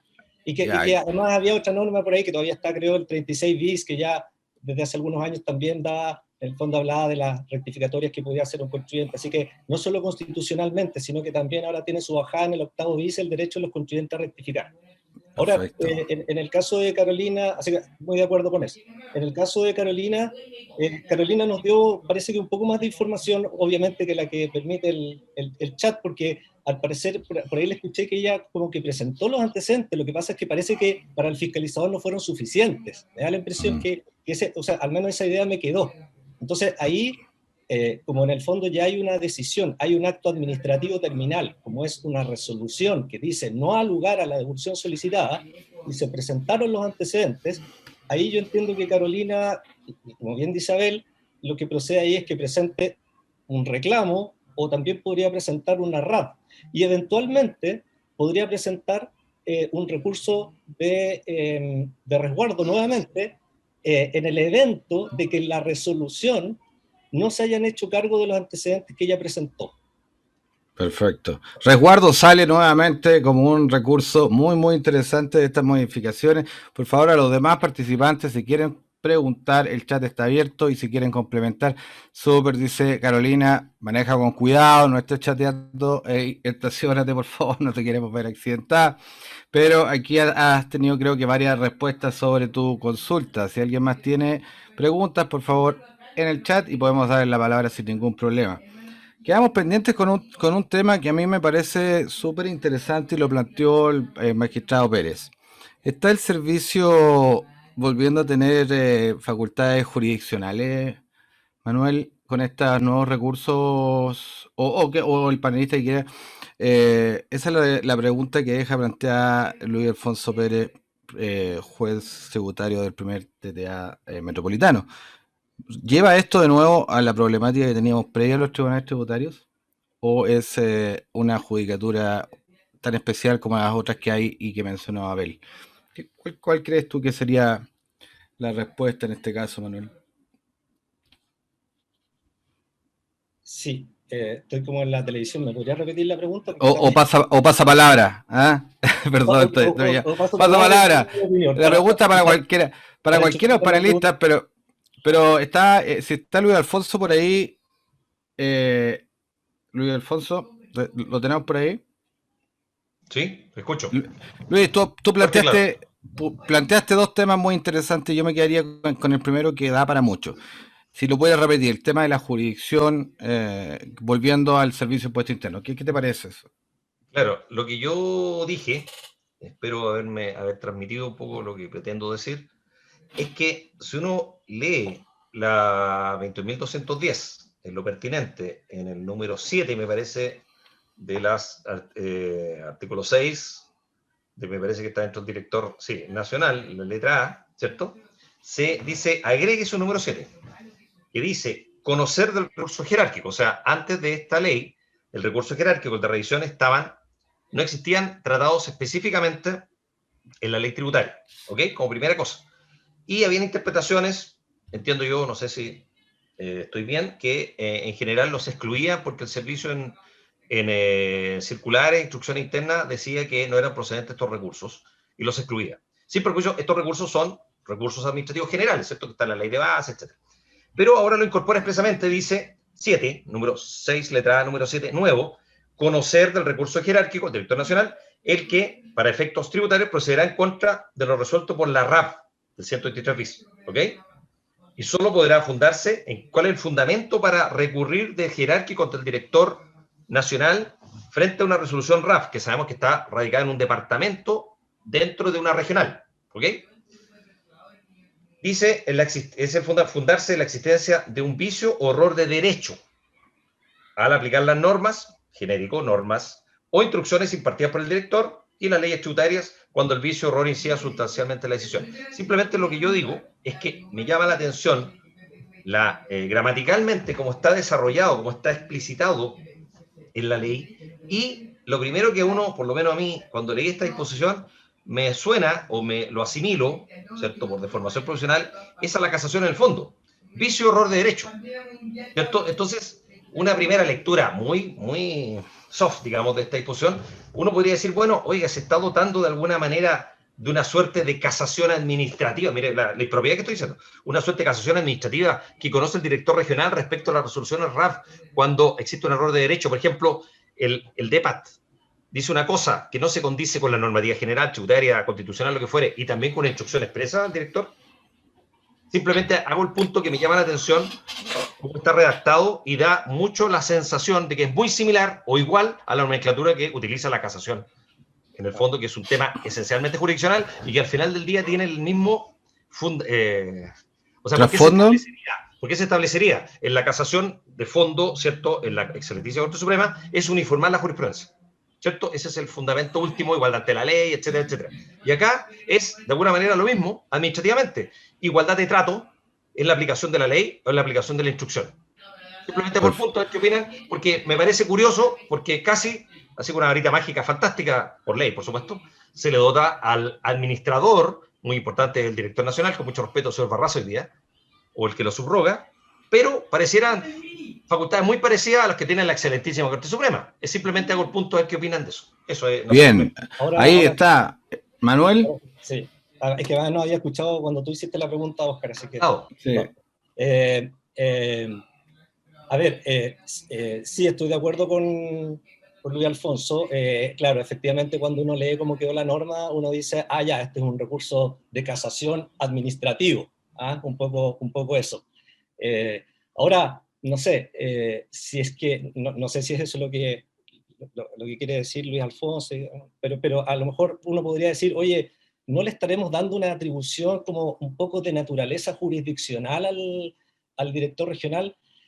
Al director nacional, claro, podría pensarse, pero a ver, primero esta facultad se ejerce todavía en el ámbito administrativo, ¿ya? O sea, yo entendería que no hay un reclamo, ¿ya? O habiendo reclamo, digamos, bueno, ahí se produciría simplemente una inhabilidad del director nacional o del director o del juez del director nacional o del juez tributario, dependiendo quién haya empezado a conocer primero. Pero yo creo, claro, si bien la redacción es como, oye, aquí casi como que le están dando facultades al director nacional como de juez, y no solamente de juez, como de ministro de la Corte Suprema. Claro, así parece, ¿no? Suena como un poquito chocante. Ahora, sí, yo creo que también uno tiene que tener presente que, bueno, primero, todavía estamos en el ámbito administrativo, por lo tanto, él no está ejerciendo ahí una función propiamente jurisdiccional, ¿ya? Y que era un poco la discusión que se da antes con los antiguos jueces tributarios, qué sé yo. Y en segundo lugar, yo creo que esto de que hayan autoridades administrativas que dicten resoluciones pronunciándose respecto de normas jurídicas e interpretaciones, esto es como bastante común en cualquier sistema con tres poderes del Estado, digamos, en que a la autoridad administrativa se le dota de poderes para aplicar la ley y para resolver controversias dentro de su ámbito aplicando la ley, ¿ya? Pensemos, no sé, las superintendencias, todos los organismos fiscalizadores en general, qué sé yo, el SERNAC falta todavía, pero en general hay varias servicios públicos, digamos, que su jefe, el jefe de servicio, sin ser abogado, tiene esta potestad de resolver como conflictos jurídicos en la medida que esto se produzca dentro del ámbito administrativo. Por eso ahí yo quiero entender un poco la norma, a pesar de que habla de vicio, error de derecho, qué sé yo, de las leyes o las instrucciones, quiero entenderla en el sentido de que, oye, que la interpretación, o sea, yo veo este recurso como muy excepcional, no como en lo que se transformó la casación en el fondo, que al final la casación en el fondo es una tercera instancia, ¿ya? Pero este recurso yo lo veo como un recurso muy excepcional, cuando ahí hay algo, un error de derecho, pero flagrante, o sea, una infracción evidente a una norma jurídica, ¿ya? Y por lo tanto no implica necesariamente como un acto tan de interpretación, que quizás uno lo podría asociar más con una labor propia de un juez. Y además de eso, que yo creo que además tiende un poco a lo que se decía, a uniformar un poco el criterio en lo que se trata, por ejemplo, de uniformar los criterios de la RAP o de los DEPAT en base a las instrucciones del director, pero también un poquito, me salen puros términos poco académicos, también el controlar que a nadie se le arranquen los caballos. Ha estado, viene llegando del campo, parece, de vacaciones, claro, o sea, yo creo que este recurso apunta un poco a eso, o sea, en el fondo que no salgan a controlar. Claro, actos arbitrarios, o sea, acá realmente hay un error evidente, una infracción a la ley, ¿ya? Como que por ese lado trato de ver que en realidad acá no se están usurpando funciones propias de un juez. No hay un retroceso. Nos quedan 10 minutos, estimados colegas. Me gustaría saber qué piensa Gloria Piña y Abel Hidalgo. ¿Hay un retroceso en esto en cuanto a las actuaciones que está realizando el director nacional en cuanto a la jurisdicción? ¿O es lo que señala Manuel en el sentido propio de la administración del Estado? Gloria, ¿qué puedes decirnos tú? Yo creo que no hay un retroceso. Debido a que el recurso jerárquico es un recurso muy acotado, solamente se limita a cierta actuación de la administración del Estado, que en este caso es la resolución que no da lugar a la RAP o la rechaza, ya sea porque la rechaza argumentando o por el silencio administrativo que se produce pasados los 90 días sin que el Servicio de Impuesto Interno diga algo o resuelva esta RAP. Entonces, en ese sentido también opino lo mismo que Manuel. Aquí no hay una usurpación de atribuciones y creo que está bien en el sentido de que exista este remedio, como decimos nosotros, remedio administrativo en esta instancia, y debido a esta aplicación tan restringida que tiene. Entonces, perfecto. No solamente para el RAP. Perfecto. ¿Y qué piensas tú, Abel? Nuestro litigante al más cliffhanger, el más arriesgado de todos los litigantes. A ver, ¿crees tú ahí que se está pasando un poquito a llevar la competencia también de los tribunales tributarios, no? Había hace unos meses atrás un hilo en Twitter donde el hashtag, una persona que había perdido un caso en un TTA, que no voy a nombrar, y que el hashtag era que vuelva el director regional. Y una persona le respondía y le decía, ya volvió, existe el recurso jerárquico. Y es interesante lo que pasa con el recurso jerárquico, porque efectivamente es un recurso de derecho estricto. Y si uno ve un poquito la historia del recurso jerárquico, el proyecto inicial contemplaba un artículo 123 ter en el Código Tributario, donde lo reglaba de una forma específica y determinada. Con todas las negociaciones que hubo en el Congreso, se estimó establecerlo en el artículo 6, letra A, número 7 del Código Tributario, dentro de la facultad del director nacional. ¿No es cierto? E incluso cuando el texto ya había sido despachado desde el Congreso Nacional, hubo una parte, el último pasaje del texto del artículo 6, letra A, número 7, que el Tribunal Constitucional declaró inconstitucional. Así es. Era el director nacional que regular el procedimiento. Cuestión que, por supuesto, no puede ser así por reglas constitucionales y orgánicas existentes. Entonces, se tocó mucho el recurso jerárquico. Y al final del día, quedamos con un recurso jerárquico que es un verdadero recurso de casación y que el plazo que me dan para interponerlo es el plazo que le dan a la casación en la mínima cuantía, 5 días. ¿Por qué 5 días? Porque se termina aplicando la ley 19.880 de forma supletoria. Entonces, a lo que voy es que a mí, en mi opinión, efectivamente, yo entiendo que se le están dotando de facultades jurisdiccionales al director nacional del Servicio de Impuestos Internos para efectos de que conozca el recurso jerárquico. No sé si eso es bueno o eso es malo. Yo creo que el recurso jerárquico viene a solucionar un problema práctico, que uno muchas veces estaba en el DEPAT con una RAP, tenía un oficio calcado al caso que uno estaba defendiendo y la resolutora o el fiscalizador o incluso el jefe de DEPAT decía, mire, lo que pasa es que el criterio del departamento es otro. Y eso ¿El criterio del departamento? El criterio del departamento. Yo 2 o 3 veces recibí esa respuesta, el criterio del departamento es otro. Entonces, si el Impuesto Interno no sigue sus propias instrucciones, o si pone excusa o escollos para no seguir sus propias instrucciones, yo creo que bienvenido el recurso jerárquico para poder controlar esa situación, que principalmente se da en regiones. Se lo digo yo, que soy de una ciudad septentrional, nacido y criado en Iquique, así que... En Iquique. Eso. Bien, entonces viene el recurso jerárquico a unificar un poco las resoluciones del mismo Servicio de Impuestos Internos y ahí las diferencias que se han producido. Eso todos lo sabemos, ¿no es cierto? Me parece muy bien también la posición de Abel. Ahora sí, nos quedan pocos minutos. Gloria compartió ahí el rol de Tribunal Constitucional. No sé, eso debe ser de la causa a la cual se refería Abel. Me gustaría que si alguien... Es esa, por si alguien alguien la quiere ver, seguramente Signet está ahí festejando. A alguno de las personas que nos acompañan hoy día, alguna pregunta para los panelistas que tenemos hoy de primer nivel, aprovechenlo porque ya nos los veremos la próxima semana. La próxima semana tenemos un renovado panel de expositores y con otros temas también interesantes. A ver si finalmente la próxima semana logramos abarcar todos los temas que nos habíamos propuesto. ¿Alguna pregunta? Aprovechan ahora a la 1, a las 2, a las 3 y vamos a dejar entonces ahí puesta la interrogante para la próxima oportunidad. La última para Luis Alfonso Pérez. Sana crítica y su modificación. ¿Qué le parece, magistrado? ¿Hay un tirón de oreja ahí a los tribunales tributarios o no lo ve usted de esa forma? Sí, dos temas muy breves, que me voy a tomar el tiempo muy breve. Bueno, respecto a una reiteración que da la ley de modernización respecto a que los jueces debemos, solo estos señores extraños, cosa era el que habla, tienen que fundar razonablemente sus resoluciones en fundamento de hecho y derecho, que se entienda por qué se arriba a la decisión por la cual da lugar, no da lugar o da lugar en parte.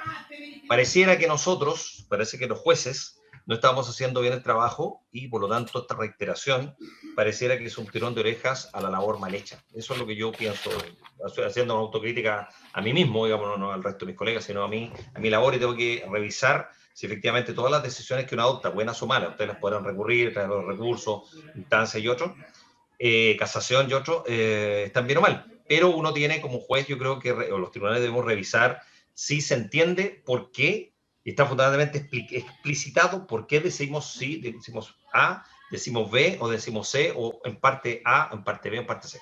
Es un tema. Y lo otro que quiero señalar, porque dale nomás. Es el tema de la igualación o la modificación de la carga de la prueba, que obviamente en 5 minutos no lo podemos tratar, pero yo creo que es un cambio de paradigma fundamental y quizá una de las más importantes que dice relación con la ley de modernización, tanto más con mucho respeto de la vulneración de derechos, resguardo, el catálogo robustecido de la vulneración de derechos de los derechos de los contribuyentes, los 8 etc. Toda vez que, históricamente, por un tema interpretativo en relación al 21, sea administrativo, y también se llevó al tema jurisdiccional, se entendió en general, y la jurisprudencia lo avaló así, que, por ejemplo, frente a una liquidación, ¿cierto? Clásicamente, lo que debía hacer el contribuyente era defenderse. O sea, frente a una liquidación de impuesto interno en un reclamo tributario, quien no aportaba alegaciones en contrario y prueba en contrario, perdía.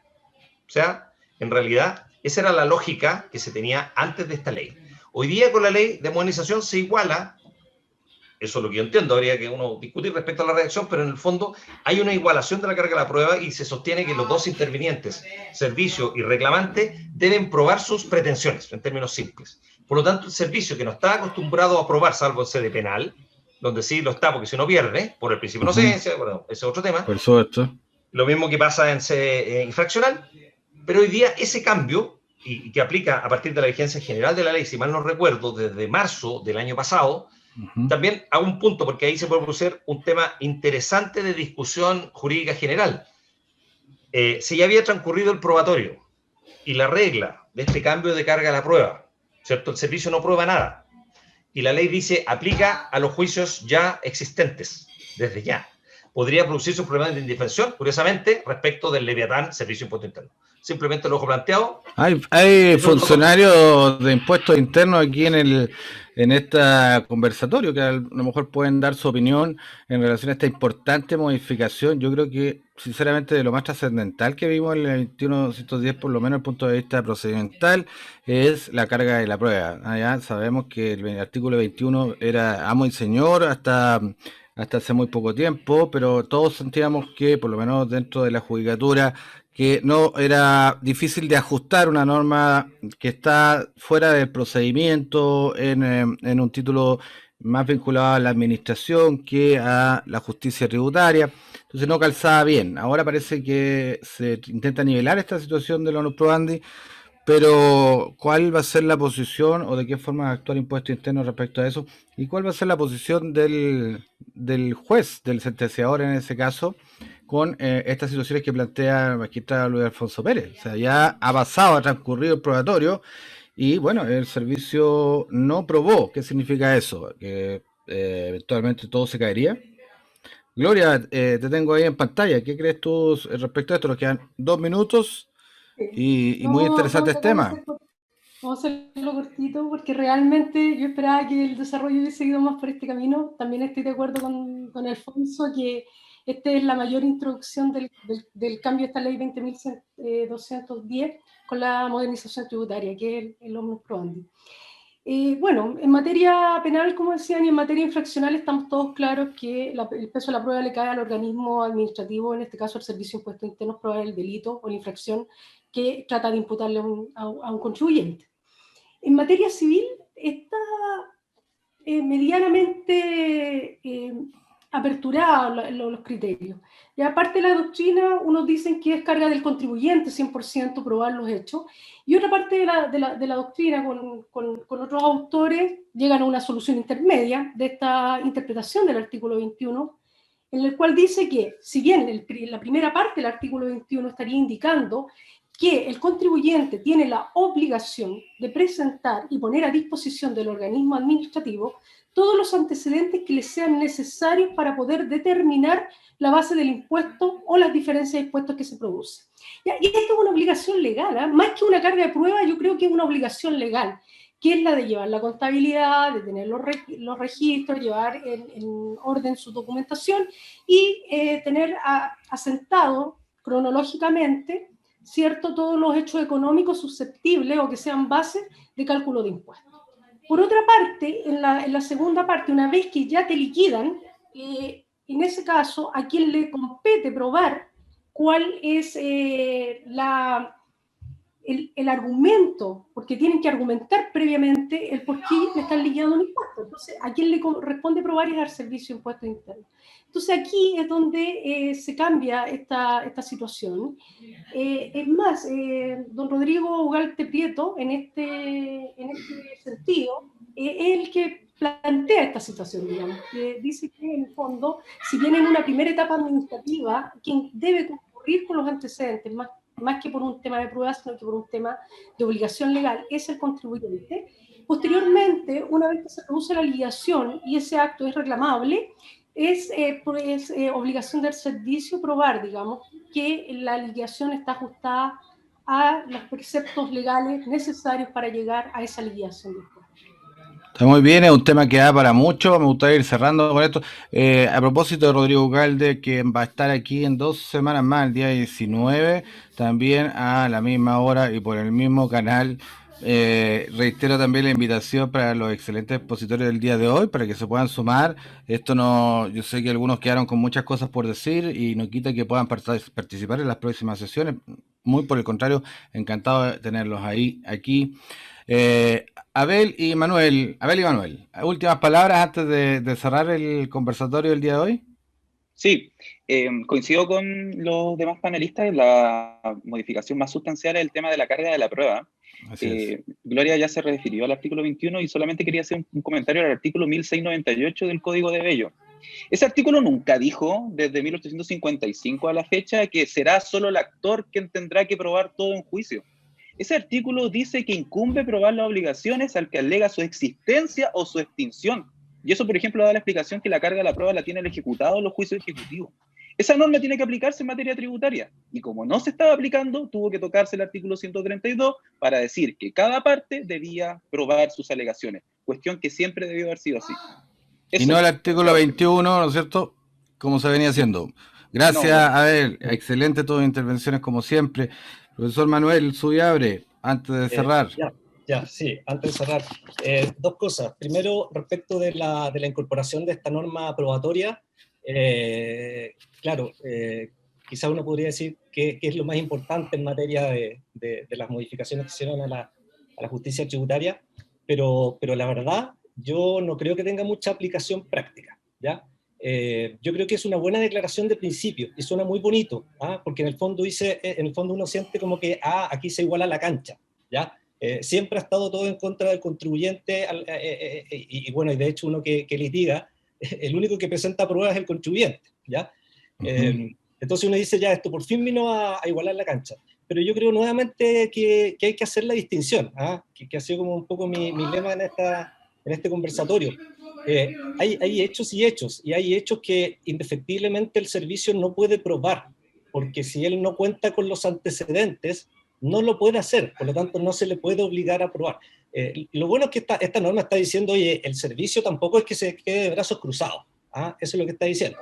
Pero yo diría que en general, la mayor parte de las veces, si estamos hablando de impuestos, y los impuestos emanan de hechos o actos jurídicos, es decir, de actos o de actos jurídicos, o hechos voluntarios del contribuyente, quien en el fondo va a tener los antecedentes y la prueba para acreditar sus hechos o no, va a ser el contribuyente, quien fue el que hizo el acto, ¿ya? Por lo tanto, es difícil que al fisco se le exija probar, como por ejemplo, he escuchado que salieron algunos autos de prueba por ahí, casi como acredite por qué le practicó una liquidación al contribuyente. O sea, en el fondo es, a ver, de acuerdo al artículo 21, el contribuyente tiene que demostrarme la verdad de sus declaraciones, porque nuestro sistema es de autodeclaración, ¿ya? Por lo tanto, si es un sistema de autodeclaración, a mí me faculta la ley a pedirle que él me acredite lo que él dice. Por lo tanto, si él no me acredita lo que él dice, yo tampoco tengo que probar necesariamente lo contrario, ¿ya? Por lo tanto, ahí hay que ver la norma o el caso a caso para ver si es algo que le corresponde probar al contribuyente y qué es lo que le corresponde probar al servicio. En conclusión, sacando así como una conclusión muy a grosso modo, yo creo que en general el servicio lo único que al final va a terminar probando son aquellos probablemente vicios que tengan que ver, por ejemplo, con el acto, vicios de nulidad, a lo mejor un problema en la notificación, a lo mejor un tema, por ejemplo, la prescripción nuevamente, como que esos hechos sí van a recaer en el servicio. Y no es la cuestión de fondo, eso. Pero, por ejemplo, claro, pero acreditar que un gasto sea necesario o no, o sea, no le puede, yo creo que al contribuyente le compete en primer lugar, o sea, porque él conoce su negocio, él es el que tiene los antecedentes, ¿ya? Eso como primera aproximación. Y lo segundo que quería decir es respecto de la causal de recurso de casación y el tema de la sana crítica. Yo creo que ahí también hubo un poco, no sé si un tirón de oreja a lo mejor a los jueces tributarios, menos a los del primer y segundo de Santiago. Muchas gracias. En el sentido de que muchas sentencias uno le llama la atención que después de hacer como todo un relato, digamos, de en qué consistió el proceso, las pruebas que se aportaron, qué sé yo, concluían como, y considerando las normas de la sana crítica y analizado los antecedentes anteriores conforme a las reglas de la sana crítica, se concluye que no ha lugar al reclamo. Entonces, al final la norma dijo, oye, no, tienes que expresar los razonamientos lógicos y jurídicos. No basta con que tú digas que apreciaste la prueba conforme a la sana crítica, porque en el fondo estás dejando la indefensión al contribuyente, o al reclamante en este caso, como por ejemplo para recurrir de apelación si no diste las razones por las cuales tu fallo se adecua a la sana crítica. O sea, la norma yo creo que ahora obliga al juez a hacer un razonamiento lógico y jurídico, y no solamente una declaración de que se falló conforme a la sana crítica. Ahora, la duda que yo tengo es si en la Corte Suprema, digamos, esta nueva causal de casación en el fondo va a tener algún futuro, porque en general cada vez que se reclamaba por la vía de algunos de los vicios de casación de atacar la sana crítica, o como que la sentencia no siguió las normas de la sana crítica, creo que no existen fallos de la Corte Suprema acogiendo esa tesis. Esa alegación. Y si es que hay alguno, y por favor, al que lo tenga, por favor, que lo comparta. Ya saben, a compartir si alguien lo vio, es por ahí, está escondido. Así es que yo creo que, yo creo que esto fue un poquito de tirón de orejas también para a lo mejor, no sé, a lo mejor mucha pretensión de los ministros de la Corte Suprema, porque en el fondo nunca la sana crítica fundamentaba como el razonamiento que debe tener toda sentencia, digamos, viendo un poquito, o sea, las normas del artículo 170, los requisitos de la sentencia, que pueden ser tomados a través de las causales de casación, nunca han acogido la sana crítica como un vicio de casación, y no sé si por el hecho de plasmarla expresamente en el código las cosas vayan a cambiar. Espero que no haya ningún ministro de la Suprema presente. Hay dos ministros que te están... No. Bueno, y si hay, qué bueno. Bien, estimados, quiero agradecer a nuestros expositores el día de hoy, el juez tributario Luis Pérez Manrique, a Manuel Subiabre, abogado, ¿no es cierto? Ex SI, por ahí también con el corazoncito, pero abogado de Kenia actualmente, Abel Hidalgo, abogado Cabello y compañía, Gloria Piña Díaz, que además de ser socia de Venegas, León y asociado, es alumna del diplomado en litigación y fiscalización tributaria, donde además Manuel Subiabre, Abel Hidalgo son profesores y esperamos a lo mejor tener a Luis Pérez el próximo año. Así que a todos ustedes muchas gracias. Yo creo que nos vamos a volver a encontrar en estos conversatorios la próxima semana y así lo haremos por el resto de febrero. Muchas gracias a todos por participar. Nos vamos a ver si alguien escucha ahora sí la música. ¿Ya? Un abrazo para todos. Gracias. Chao, Muchas gracias, que estén bien. Cuídense. Gracias.